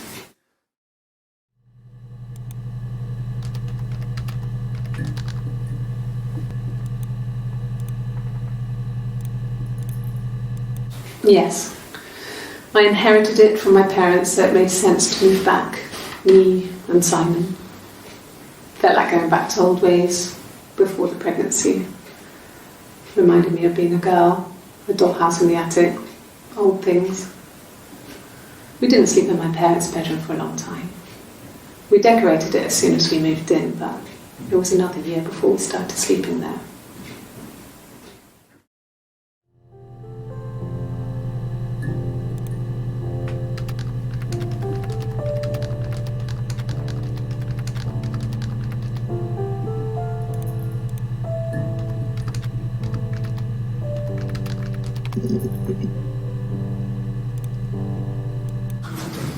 The legal stuff was completed very quickly.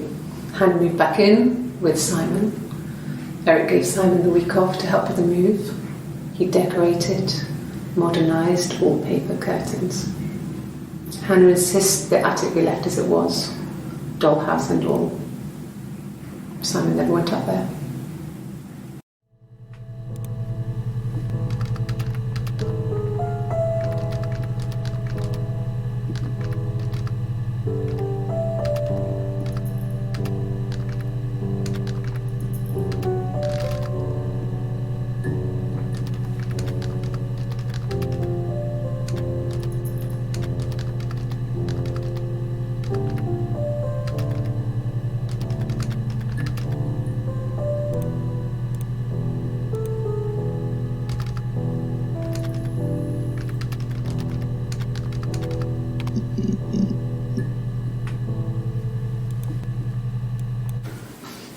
I got a job to contribute, you know.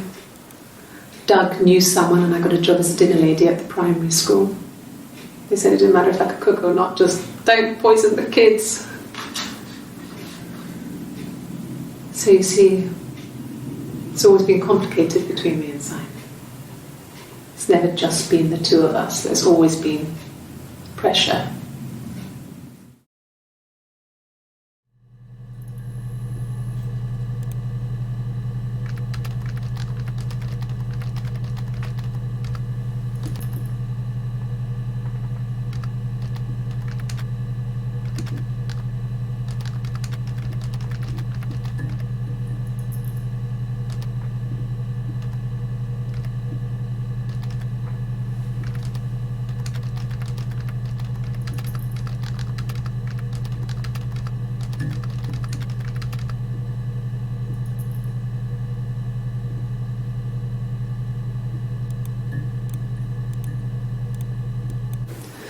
No, he was as shy as me. I asked a friend to ask him out for me. We had our first date at the Odeon in North End. We went to see Risky Business. I had on my one best dress. Simon paid.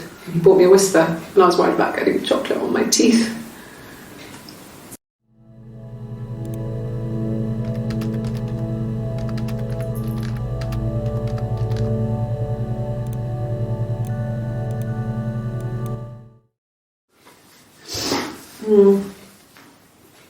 I left the next day, Saturday. I slept for a few hours in the car. When I woke up, I came straight back. Simon wasn't returning my calls and I wanted to try and make up. I got back to the house and Simon wasn't there. And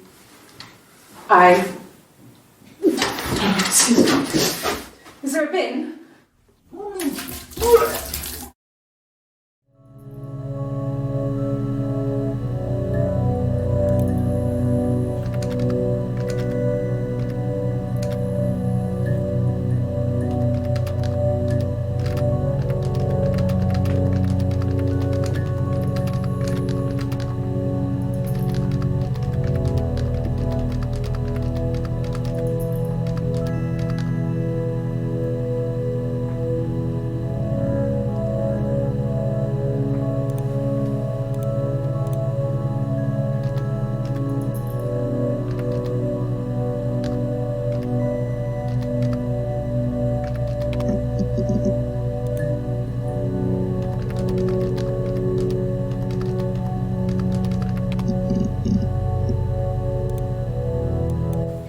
Simon never cheated on me.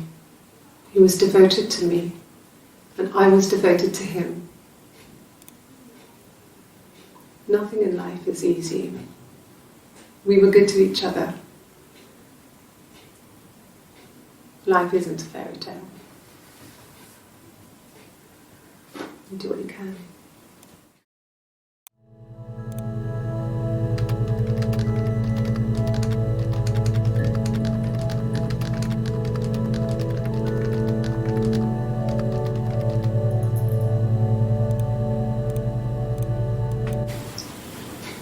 Okay, you got me.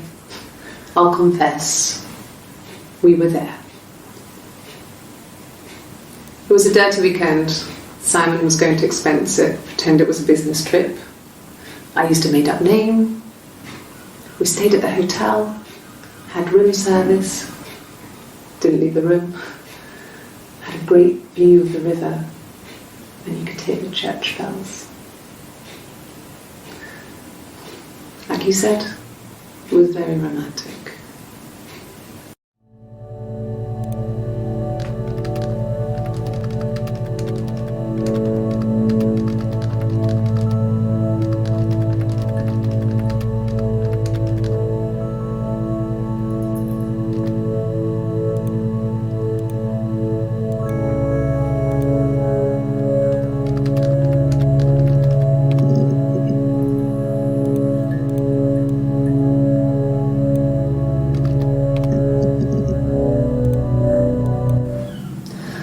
Hannah was so smitten with Simon.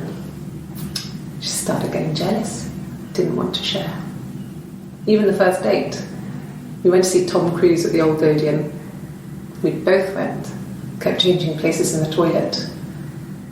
We only had one best dress, so we had to keep swapping clothes. Must have thought we had terrible bladder problems.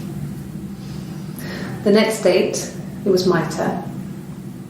At the end, I let him kiss me, but that was it. We didn't want another card on our hands, and the Ouija board had said to hold back. After that, it was Hannah's turn, and she slept with him. Broke the rules. Deliberately broke the rules. She wanted to be the first to sleep with him. I mean, that's when she got pregnant. From that one time.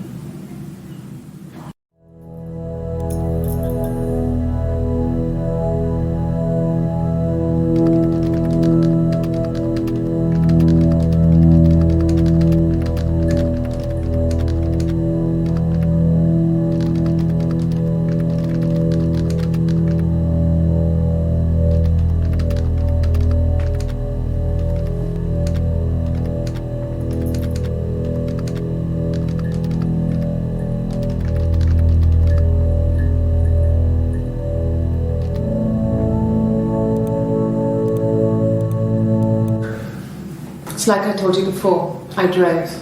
I took the car and drove. I don't have my own car, but I have a spare set of keys. I just drove north. I wanted to think, put some space between me and them. Everything I told you before is true. I stopped at Glasgow. I was tired, exhausted. I pulled out and I hit a car. My car was okay, but I was worried about the baby, so I went to A&E to get the okay. Everything was fine. Slept in the car. When I woke, I tried to call Hannah from a payphone. She wasn't answering. And then I decided to drive back. I had decided that she was more important to me than Simon.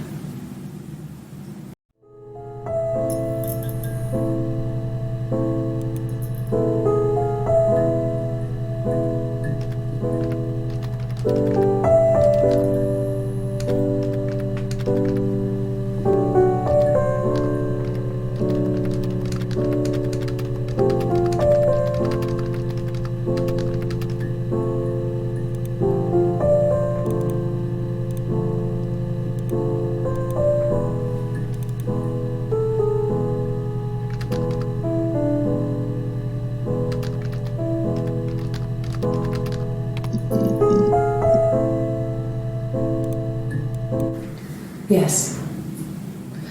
I thought about telling Hannah. I felt guilty after the kiss.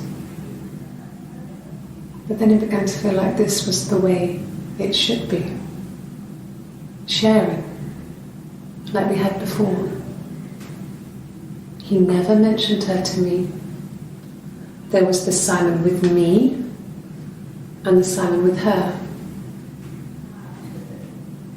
It was almost like it was a different Simon.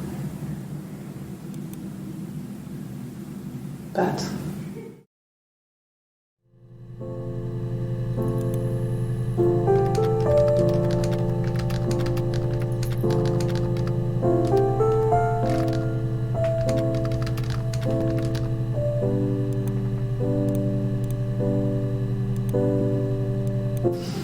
differences.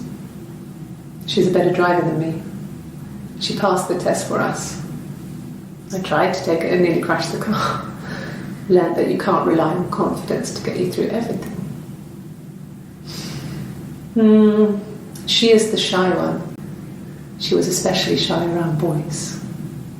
If Hannah liked a boy, I would have to pursue him. It was that way with Carl. Hannah met him first. She had such a crush. I let him take my virginity after a night that his band had played at. It got difficult. When I was with Carl, we would have sex, but Hannah couldn't let him see she was a virgin. She had lots of excuses. After a while, we decided that I should take Hannah's virginity. It's not that different to a bruise, pulling a tooth, a graze. We used a hairbrush. After that, we took it in turns, though. I was always the one who seduced the boys. Until Simon.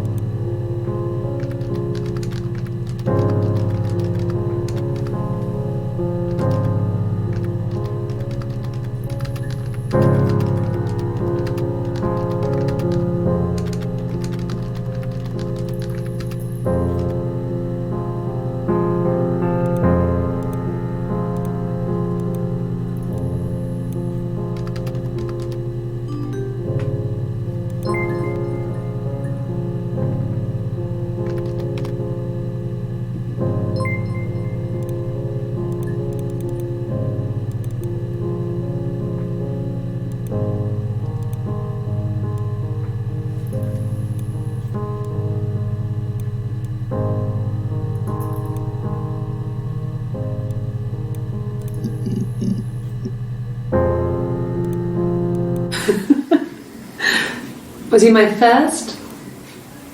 No need to be so coy. No, he wasn't my first. That would have been Carl. He was a local boy in a band. He was a bit of a shit. But he was sexy. We were 15.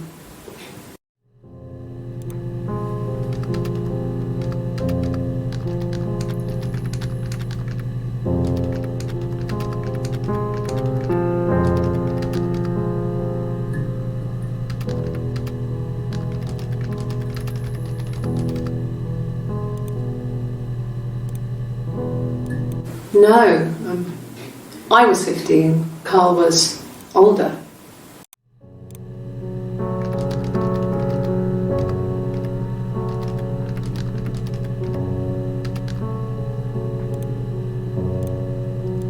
No, I was 15. Carl was older. 17, I think.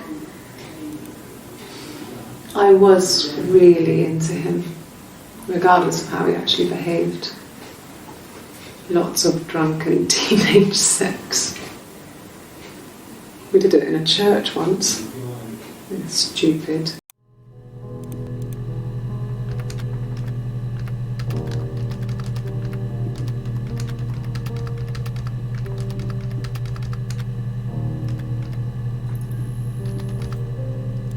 No. So he got tired of us and we split up after about 6 months. It was sad, but those early experiences, they help you realise who's really important to you, you know? Family.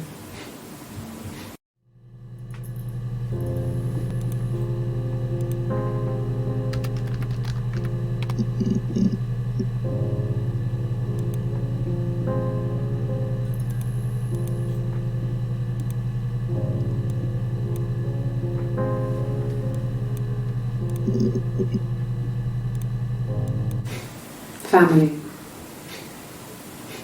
So, Carl fucked off, and then there were other boys here and there, and then Simon.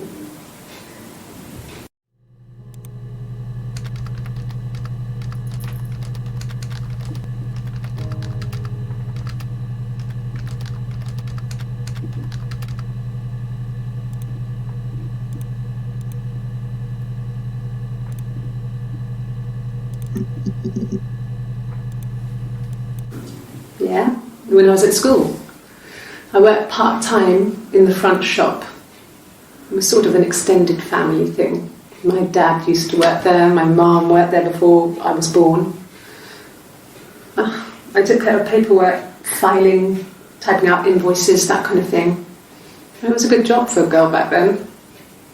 I didn't work a till or anything though. I was quite shy, so I wouldn't have liked to have worked a till.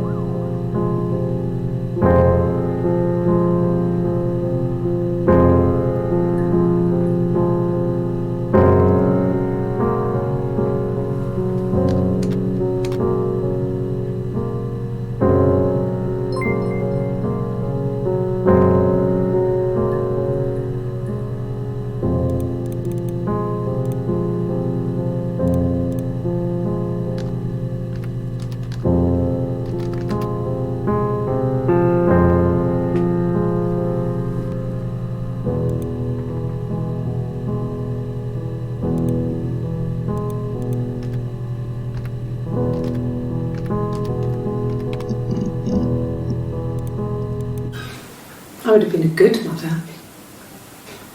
I was young, but I would have been a good mother. She was a girl, by the way, the baby. We were going to call her Sarah. Simon wanted to call her Ava after his nana, but I didn't want her to have a symmetrical name.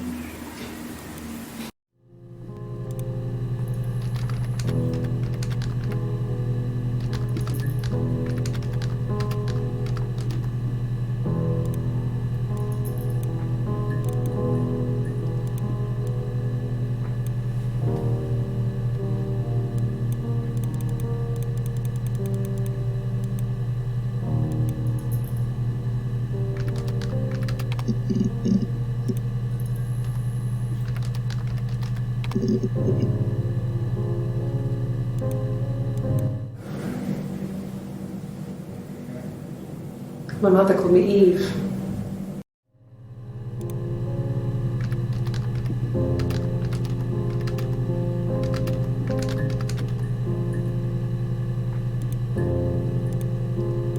Well, she wasn't my real mother, but she raised me.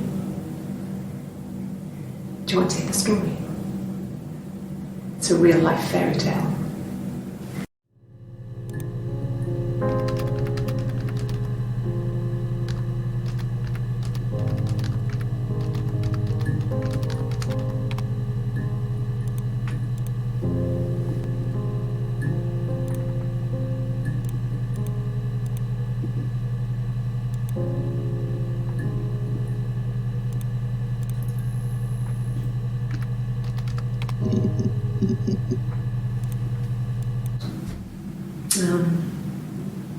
When I was 8, Mother died.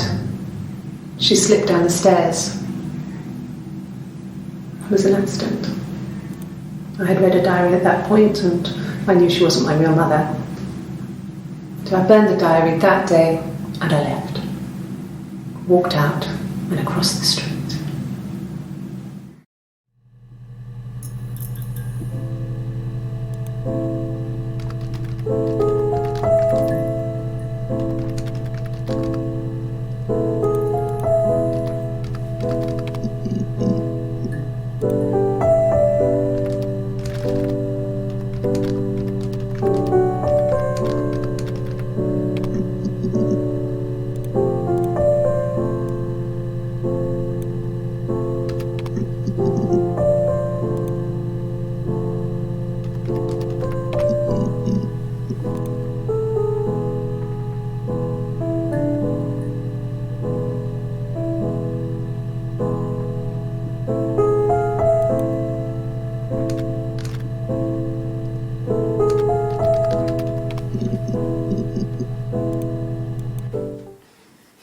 You want me to play something?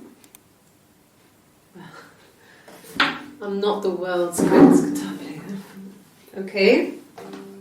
Probably needs tuning. No, it's okay. How about a traditional ballad? Should be right up your street.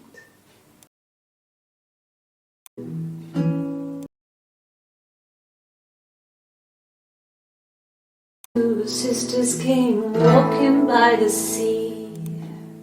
Oh,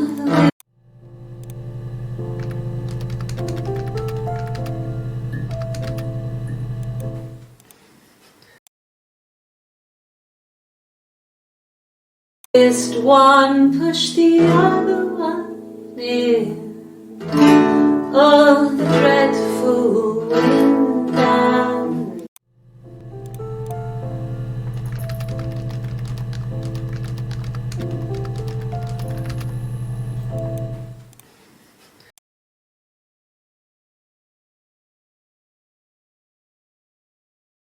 Oh, the youngest one, oh, the dreadful wind.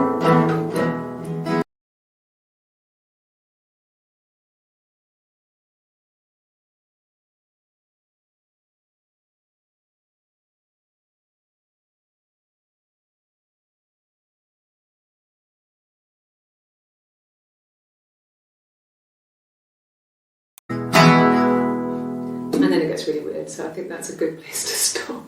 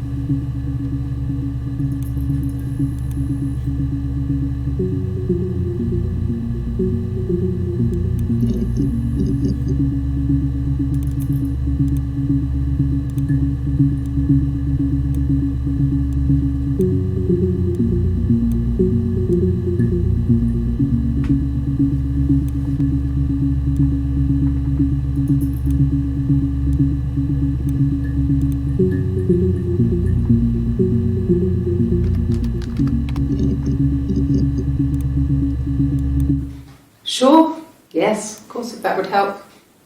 Will you phone the house to let me know when you want to come round? Then I can make sure that I'm there.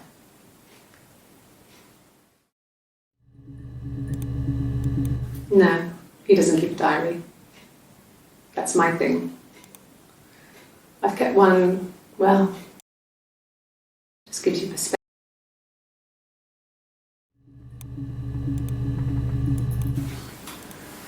When you've been married for 10 years, stuff